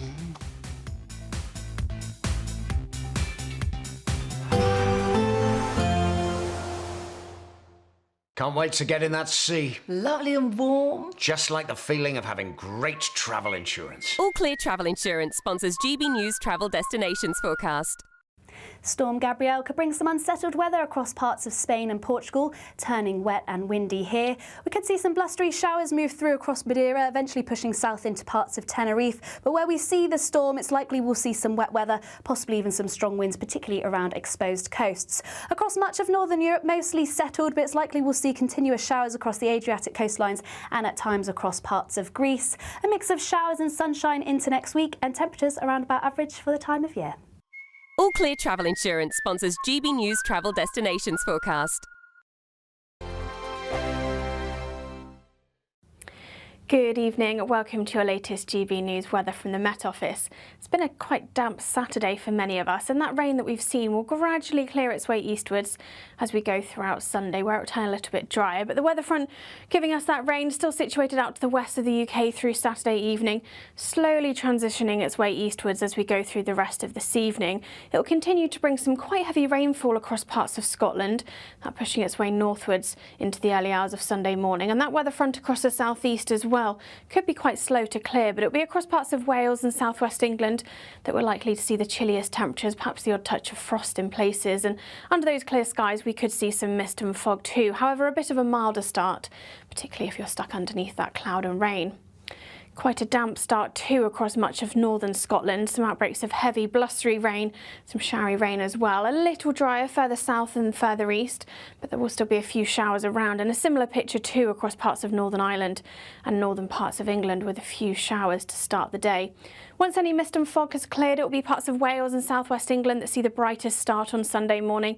But across the southeast, that weather front does continue to linger for a time, bringing some cloudier skies, some outbreaks of patchy rain as we go towards Sunday afternoon. The weather front in the north clears its way northwards, perhaps still affecting parts of Shetland and Orkney through Sunday afternoon. But for many, it'll be a day of sunny spells and one or two isolated showers in the north, and pleasantly warm in that prolonged sunshine across the south with highs of 19 or 20 degrees.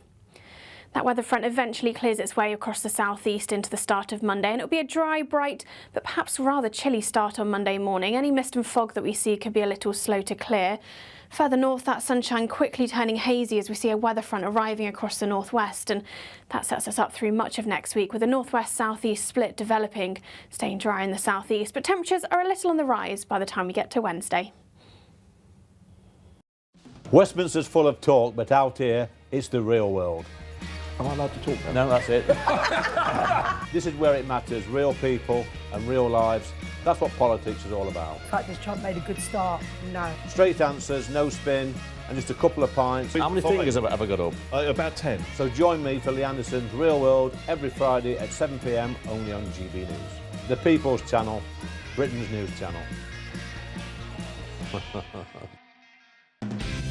Decisions made in Washington aren't just shaping America, they're shaping Britain too. From migration to global security, from crime to health. Whatever happens in the White House today will be felt in your town or city tomorrow. That's why The Late Show is live from Washington, D.C. Cutting through the politics to show you what it all means for Britain. The Late Show live every night at midnight. Only on GB News, Britain's news channel.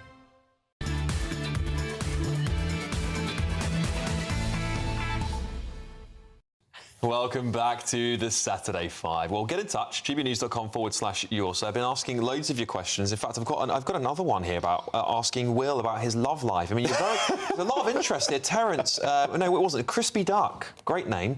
Wow. Will, desperately available, ladies and gentlemen. I think you need to establish which bus you're on. Why don't we leave it? Why don't we leave it up to your imagination? Beggars can't be choosers. Greedy. He's just greedy, isn't he? All right, now it's time for this.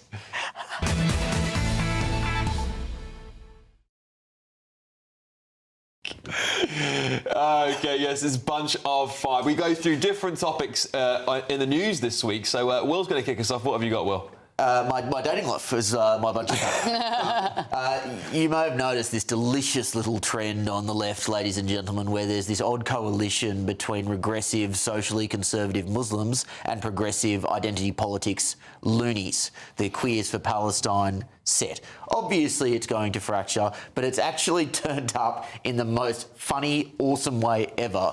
Greta Thunberg, who, you know, obviously is bored of saving the planet from climate change. Her big thing now is Gaza and Palestine. She's off on some, you know, yacht week thing trying to get to Gaza, but she's brought along a lot of Palestinian Muslim activists along with queer, LGBT plus whatever people, and the outcome is the organiser of the boat, who is more on the kind of Muslim side, has had to resign because he is unhappy with being surrounded by LGBTQ plus activists. This is so good, and it really does highlight the lunacy of the modern left. It certainly does, doesn't it, Ellie? Because you see, I mean, Guido are great at writing these sort of stories, by the way. I thoroughly enjoy seeing your headlines. But it's one of those, you just go, what do you lot stand for again? Because they try to be everything to everyone, don't they? Yeah, they do. Well, I mean, this is just a classic Greta, isn't it? She's always getting herself into these sort of messes, usually when her sort of aides are not there to tell her what to say and what to do. But this was always going to happen, wasn't it, Will? I mean, when we saw these people marching in the streets, waving their Palestine flags and then LGBT pride flags, you go, have you guys ever actually been to Gaza? Because I don't think you... Does this not therefore expose this complete misunderstanding of what would happen to these people if they actually ended up in Gaza? Well, totally. I'm surprised it's only just now happened, to be honest, that they've had this fallout between them. A lot of these people know this. The only thing that binds them together is a mutual desire to tear down Western civilization. Yeah, Kai. What binds you to your lefty friends in the Hamas flotilla? You know what? I can see if they were at least consistent across the world and looking at the struggles of oppressed people across the world, then I can see why a leftist ideology would align you to Palestinian cause just as passionately as many others. But the problem with the British left, certain sectors of it, is it seems very preoccupied with Palestine in a way that I have never found possible to explain other than a Anti-Semitism. hatred of the Jews, Yeah. and that's just a fact. Well, Renee, what have you got for us this week? OK, so it's actually on the same kind of theme, actually, where if you look at the left and their hypocrisy over things that are important to us, normal people, we've seen this week, we've seen Yvette Cooper tell us that her entire house is draped in Union Jacks. We've seen Ed Davey wrap himself in flags and the whole lot of them waving flags like they've always done it and they've always loved the flag. We've seen Keir Starmer say that, you know, they're going to make a patriotic revival and they love the flag. And then, of course, the cracks start to appear. And Jeremy Newmark, who is a Hertsmere Borough Council leader, said this week that the Raise the Flag campaign was, I quote, run by a bunch of criminals, extremists, nonces in order to hijack our national flag. It's just vulgar. It's disgusting. It's vulgar. And these people are elected to represent everyone in their areas, not just their small faction of a few. You're represented to elect everybody in those areas. And to call people who went to those... And like I said, I always say this, because I went there and I saw those people, of people of all races, creeds, religions, coming together, and a lot of them weren't even there to hear Tommy Robinson speak. People were just fed up. Well, do you know, I live in a very Jewish area of London, and quite an Orthodox Jewish area to one side and not so on the other. And our entire little high street now has a Union Jack and a St George's cross on every single lamppost. And I look at it and I think that's fabulous. You also would have thought that after Brexit, after Trump, these people would have recognised that calling your enemies racist, ignorant bigots is not the best way to get people on side with it your... It blows apart any argument that might be legitimate against the meaning behind flying these flags. But I have to say, I saw this video and I just laughed. Who are these people? You have to be really quite stupid to think that that's a legitimate argument. Certainly do. Certainly do. All right, well, let's move on, because I've got an interesting one for you here. We'll be the people then. Well, you the people at home will be, actually. Hey. Well, because NECAP, the group who obviously were chanting some pretty horrific things. Just on the previous story, by the way, we did reach out to the councillor, but we didn't hear back yet. So we'll bring that response to you when we do. NECAP had their terror charges dropped. Liam O'Hanna, I can't never pronounce his name correctly. He had his terror charges dropped. Guess what? Because our top lawyer, the man who's managed to give away entire strips of land, our territory, without a hitch, managed to prosecute them 1 day late. Can you believe it? Can you believe it? This is meant to be the smartest lawyer in the country. Somehow managed to miss this deadline. It's very interesting, isn't it, Ellie? A very rare accident, yes. So he missed the deadline. I mean, this is Richard Hermer, famously lefty lawyer, human rights lawyer, very good friends with Starmer. I mean, listen, I'm not alleging anything, but you do think, gosh, you are incompetent. I am alleging something. This stinks. If you're saying this is rubbish, of course this was politically motivated. What a nonsense. This is absolute garbage. All right, Ellie. I look at him with his silly scarf on, and again, I just think, do you know what? When they're done with the Jews, they're coming for you. Oh, there you go. Many people will agree with you. Ellie, what have you got for us in Budget 5? Yes. So the number of civil servants on more than £100,000 has surged under Labour, despite the fact that they've promised, since about October last year, by the way, to trim the fat, cut spending, cut the blob, cut the headcount. So now there are 400 people earning more than £150,000, which is up by 40% since Labour took over. 3,350 civil servants earning more than £100,000, and it blows apart any sort of promise that Starmer and the rest of his cabinet made. And it's another example of lying about cutting spending. I mean, we've been looking at the taxpayer credit cards that Pat McFadden promised to freeze in March. And by the way, I've been tracking most of the departments. Spending has gone up since. The headcounts have gone up in departments since Labour took over. So yeah, it's just blob ballooning, lies from Labour that they're going to cut back on spending. The thing about this is it's more than just the salary. It's more than the 100,000 salary. It's the pension. Oh yeah, everything gold-plated with it that we're going to have to pay for the rest of their lives. But also, do these people think that people in the private sector are getting steady 5% pay increases year on year? Because it's not happening. They have this expectation that their wages just have to go up and up and up, and the private sector are not getting that. Kai, what have you got for us in Budget 5? Well, from across the pond, Donald Trump, he said he'd do it. He's yet again prosecuting his political opponents. He's encouraging his Justice Department to prosecute now James Comey, has been prosecuted, I think, this week. But it just, I think, starts to show quite a startling pattern, and I don't want to see it here, but I worry that if we undermine our judiciary more, we will see it here. This willingness to politicise our justice system, to politicise judicial appointments and so on for quite nefarious ends. Yeah, well, I think the problem is, Kai, is that you lefties are outraged when it happens to your own kind, but when it's been going on to the right for over a decade, you're completely silent cheering on. You're just as bad. You're just as bad. Yeah, we should look for tweets. They should be in prison. That's the problem. You're getting a taste of your own medicine. Do you think this is right? No, I don't actually. No. I think I think the left needed to have a taste of their own medicine so they could actually figure out that this is bad. Yeah. Anyway, unfortunately, we haven't got time to talk about this anymore. But apologies, we've got it's still to come tonight. They're so excited that they found a drug that makes it so we don't exist anymore. Now, what drug might she be talking about there? That's Triggered Tantrums is next year with the Saturday 5 live on GB News.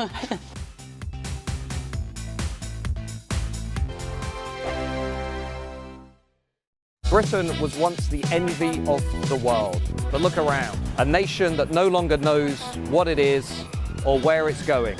A country that's broken. How do we fix Britain? How do we bring it back? Friday night with Matt Goodwin at 8 p.m. only on GB News. GB News Breakfast. Every day from 6 a.m.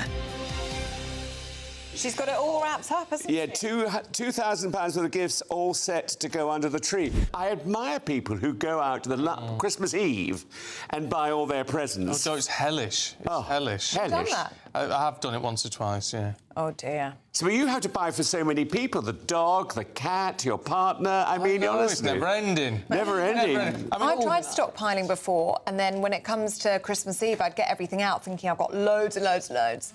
And I feel like I haven't got enough, and then I end up panic buying. I like the whole festive period. It's my birthday 2 weeks before Christmas, so I like doing the shopping when the trees are up and the lights are out, and it's like, you know, proper Christmas vibe to it. It just feels wrong doing it so far in advance. So you're Sagittarius? Yeah. What day do you? I'm the 16th. I'm just before you. I'm the 11th. Oh. That's my granny's birthday. I know. Nice date. Yeah. Do you like to shop physically in person in the shops, or do you do it online? Normally, all year round, I absolutely loathe shopping, absolutely loathe it with a passion. But I do like Christmas shopping. I like buying stuff for other people. Oh, that's nice. Do you? And toys for your husband. And toys for my husband. Yeah, we were talking about Christmas toys as well, weren't we, earlier on? Yeah. And the thing I was saying to Biggins is about sort of like buying toys for grown men. Yes. But my husband is at that age now where he's reliving his past, and I want to buy him the little toys he couldn't afford when he was a kid. So what sort of toys are we talking? Little cars he couldn't... Not that, no. Not going back to that conversation. What, like electrics? The little cars he couldn't afford when he was a little boy. There were little Tonka toys, and he couldn't afford them when he was a kid. He had second. Is it Hot Wheels? Yeah. Hot Wheels? Hot Wheels. Hot rods. Hot rods. Hot Wheels. Carry on up GB News Breakfast this morning. Yeah. Hot rods are the big racing cars, aren't they? Yeah, very big. Hot Wheels. GB News, the People's Channel. At GB News, we love to hear from you, our loyal community. So drop us a line at gbnews.com/your say. There you can talk to each other and also to the presenters live on air. gbnews.com/your say, because GB News is your channel, Britain's news channel. Join me, Nana Akwe, for an informative, interactive news programme with a difference. It's fun. No, he didn't say that, Dave. I'm so surprised. I think there's an element of truth to that. Join me from 3 p.m. every weekend, only on GB News, Britain's news channel.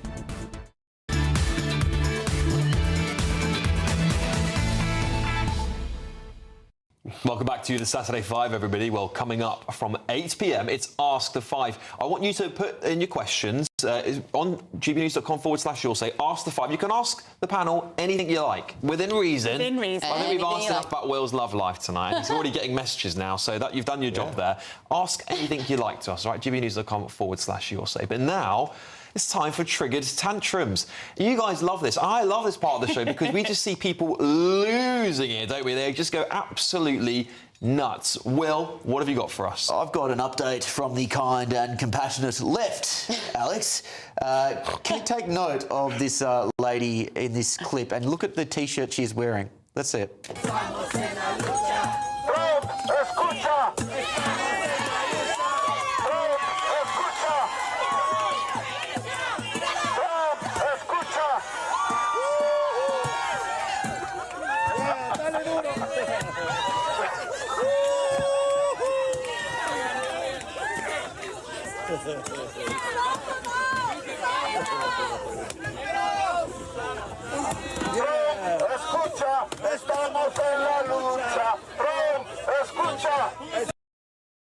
Yeah, what you'll note from that sadistic, out-of-control granny, she was wearing a MAKA shirt, Make America Kind Again, and there's no better way to make America kind again than to brutalise a piñata representing the Quite a president. strong granny, by the way. There was a lot of force and passion in that, wasn't there? It's always, when you see somebody on Twitter with a blue heart after their bio, the Be Kind heart, you know that they're going to be the most vicious and vile on Twitter. 100%. I think she should check her privilege because she's actually appropriating Hispanic people's culture with that piñata. Only Kai would have thought of that one, wouldn't he? Renee, what have you got for us? OK, so time and time again, we're seeing the left, when they have an ideology that's not quite working for them, hook themselves onto race. Now, I just want to make clear that when you're born white, black, whatever you are, you've got no choice over that. It's just something that happens. But this woman feels differently. Let's see what she says. When they're trying to whittle down every single fat person, they're so excited that they found a drug that makes it so we don't exist anymore. If tomorrow they released a drug that said, okay, we cured blackness. If you just take this pill, you can be white. And then the problem will be fixed. The blackness wasn't the problem. The problem was the system that ever made anyone think they needed to be anything other than what they are. Yeah. The problem is that you're eating too many pies. Yeah, exactly. Unlike being a different race, this is a problem you have created yourself. If you think it's a problem, fix it. And if it's a drug to fix a problem, you should probably take it as it might save your life. Being born black, brown, or whatever, that's not a problem, is it? That's something you've already thought might be a problem, clearly, by mentioning it. It's nuts. These people are completely Jump on a treadmill, fatty. I'm sorry. I'm sick of this nonsense and, from the left. It's ridiculous. Or get the jab. Will won't be getting a lot of people on it. Will won't be getting a date from her anytime soon. They say beggars can't be choosers. You never know. You do wonder, though, don't you, that people just want an excuse to go online and have a rant. It's something to talk about. They've got nothing else to do, clearly. Attention seeking. It's Job, attention seeking, isn't it? maybe? No. Well, let me read out a couple of your says here. Billy Boy from Glasgow says, Alex, what we need is a dictator who can change this country for the better without interference, but only for 10 years maximum. After that, they all go mental and start killing the people. Yeah, yes, that does tend to happen with dictators. Heard that one before. Dictators don't really have term limits. That's the whole point. I think on a very serious note, what people are yearning for is a strong leader. You see it in the polls. Yeah, You do a see it in leader the that polls. says, I am going to deport migrants and do it. Yeah. I am going to start building homes and build them. Ditch net zero, etc. Yeah, I do agree with you, right? And this is where Trump is a really interesting case study. No, because Trump, I agree, he does. Alex, but he's a strong man. He's a strong man, and he actually takes action. Alex, let him finish. He's a very strong leader, right? I agree. He does what he says what he's going to do, and he does it. I agree. But also, it's there in black and white, Alex, his intentions and what his real aspirations are. And I think he is an authoritarian at least, and he could well be a dictator. Well, Joe Biden, the physical auto pen, who used to get his whole bureau to sign off legislation. At least you know it's Trump. At least you can hold them out accountable. You can hold Joe Biden accountable, could you? Because he just everyone puts something in front of him and go, and someone would sign it for him. Have some respect. If you look at the signatures, they all look pretty much identical, Guy. That's the problem.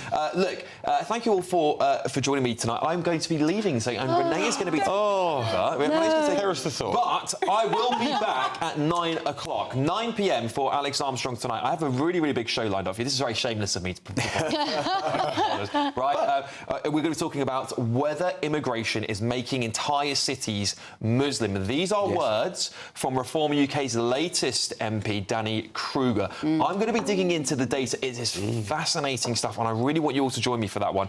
Also, Yorkshire police have arrested a man because he sent out a meme that said F Hamas. We'll be getting into what is going on in Britain. And I may be demonstrating CPR on Kai. Yes, you will indeed. And maybe a brain transplant at the same time. No.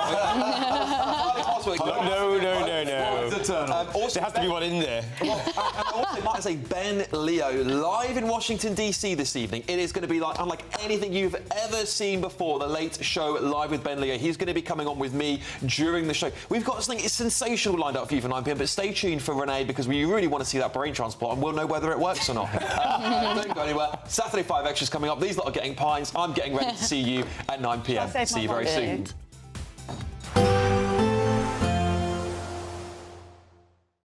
Today, clouds overhead, total zen within. Box Solar sponsors the weather on GB News. Good evening, welcome to your latest GB News weather from the Met Office. It's been a quite damp Saturday for many of us, and that rain that we've seen will gradually clear its way eastwards as we go throughout Sunday, where it will turn a little bit drier. But the weather front giving us that rain still situated out to the west of the UK through Saturday evening, slowly transitioning its way eastwards as we go through the rest of this evening. It will continue to bring some quite heavy rainfall across parts of Scotland, that pushing its way northwards into the early hours of Sunday morning. And that weather front across the southeast as well could be quite slow to clear, but it'll be across parts of Wales and southwest England that we're likely to see the chilliest temperatures, perhaps the odd touch of frost in places. And under those clear skies, we could see some mist and fog too. However, a bit of a milder start, particularly if you're stuck underneath that cloud and rain. Quite a damp start too across much of northern Scotland. Some outbreaks of heavy blustery rain, some showery rain as well. A little drier further south and further east, but there will still be a few showers around, and a similar picture too across parts of Northern Ireland and northern parts of England with a few showers to start the day. Once any mist and fog has cleared, it will be parts of Wales and southwest England that see the brightest start on Sunday morning. But across the southeast, that weather front does continue to linger for a time, bringing some cloudier skies, some outbreaks of patchy rain as we go towards Sunday afternoon. The weather front in the north clears its way northwards, perhaps still affecting parts of Shetland and Orkney through Sunday afternoon, but for many it'll be a day of sunny spells and 1 or 2 isolated showers in the north, and pleasantly warm in that prolonged sunshine across the south with highs of 19 or 20 degrees.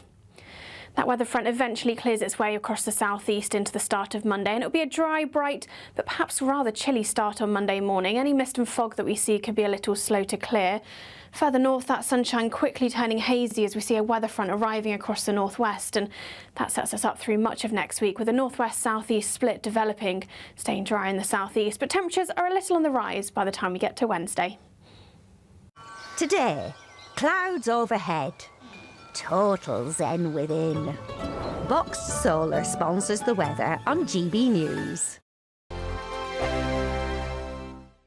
It's our biggest Great British giveaway to date. You could be driving away with this brand new Benamar Primera motorhome. This 4-berth home from home comes complete with integrated kitchen and bathroom areas and has all of the tech you'd expect from the latest 2025 model. We'll also give you an incredible £30,000 in tax-free cash to make sure that any adventures you take in your new motorhome are taken in style. For a chance to win, text WIN to 63225. One entry costs £2.50 plus 1 standard network rate message, or text BONUS to 63225. 5 entries cost £5 plus 1 standard network rate message. Go to gbnews.com/win. Entries start at £2.50. Call 0903 686 3232. Calls cost £2.50 plus your network access charge. Or post your name and number to GB16 PO Box 8690 Derby DE1 9TT. UK only. Entrance must be 18 or over. Lines close at 4 p.m. on the 31st of October. Please check the closing time if listening or watching on demand.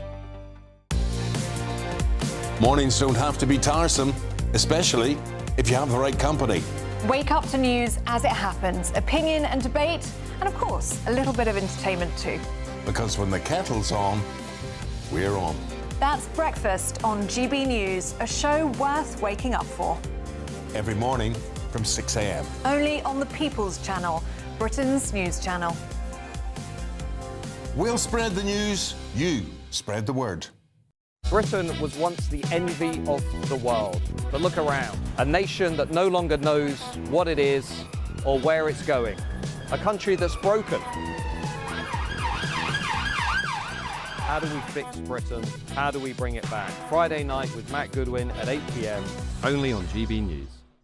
Hi, I'm Michelle Dewberry, and my show is your opportunity to cut through all the noise and dive in headfirst to some robust debates. Ideas clash. Situation, isn't it? No, because the failure is you're deliberately avoiding my point. Nothing's held back, And if you think this is the end of it, wait for more. and we do not shy away from the difficult stuff. Sometimes I want to shake people and say, if only you understood. So join me on Jubes & Co. weeknights at 6 p.m. only on GB News, Britain's news channel.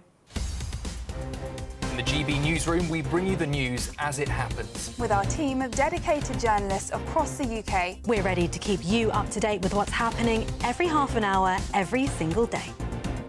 Bulletins here on GB News, the People's Channel, Britain's news channel. At GB News, we love to hear from you, our loyal community. So drop us a line at gbnews.com/yoursay. There, you can talk to each other and also to the presenters live on air. gbnews.com/yoursay, because GB News is your channel, Britain's news channel.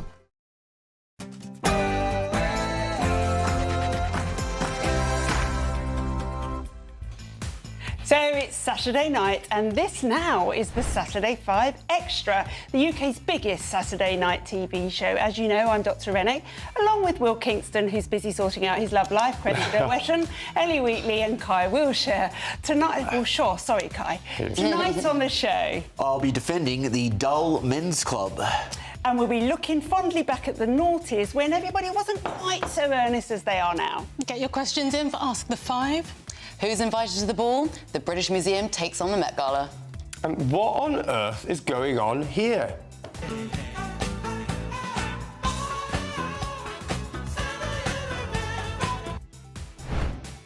Oh, you've got to love that. It's 8 p.m. and this is the Saturday 5.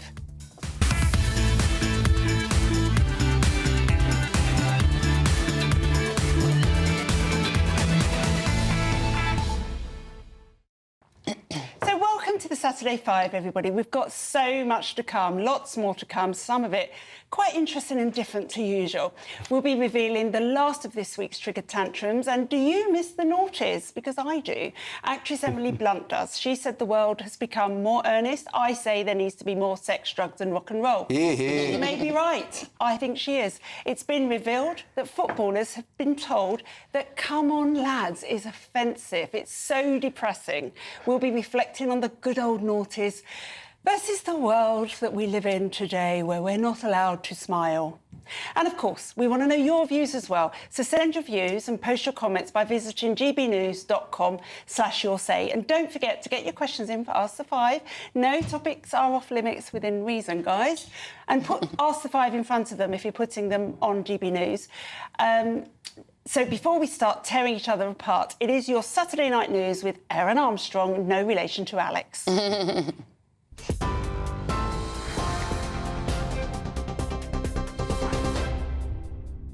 Thank you very much. Good evening to you. 8:08 here in the GB newsroom. The Prime Minister's warned Reform UK will tear this country apart ahead of the Labour Party conference. Sir Keir Starmer says his conference is an opportunity to show an alternative to the toxic divide and decline offered by Reform. Nigel Farage says only his party speaks for the British people, but the Prime Minister's described Reform UK as divisive and singled out its plans to remove indefinite leave to remain for legal migrants as shocking. It is one thing to say that people who are here illegally and shouldn't be in this country should be removed, and they should. It's another to say people who are legally here should be removed. It's a shocking thing for Reform to have said. These are people who've been in our country a long time, contributing to our society, maybe working in, I don't know, hospitals, schools, running businesses, our neighbours.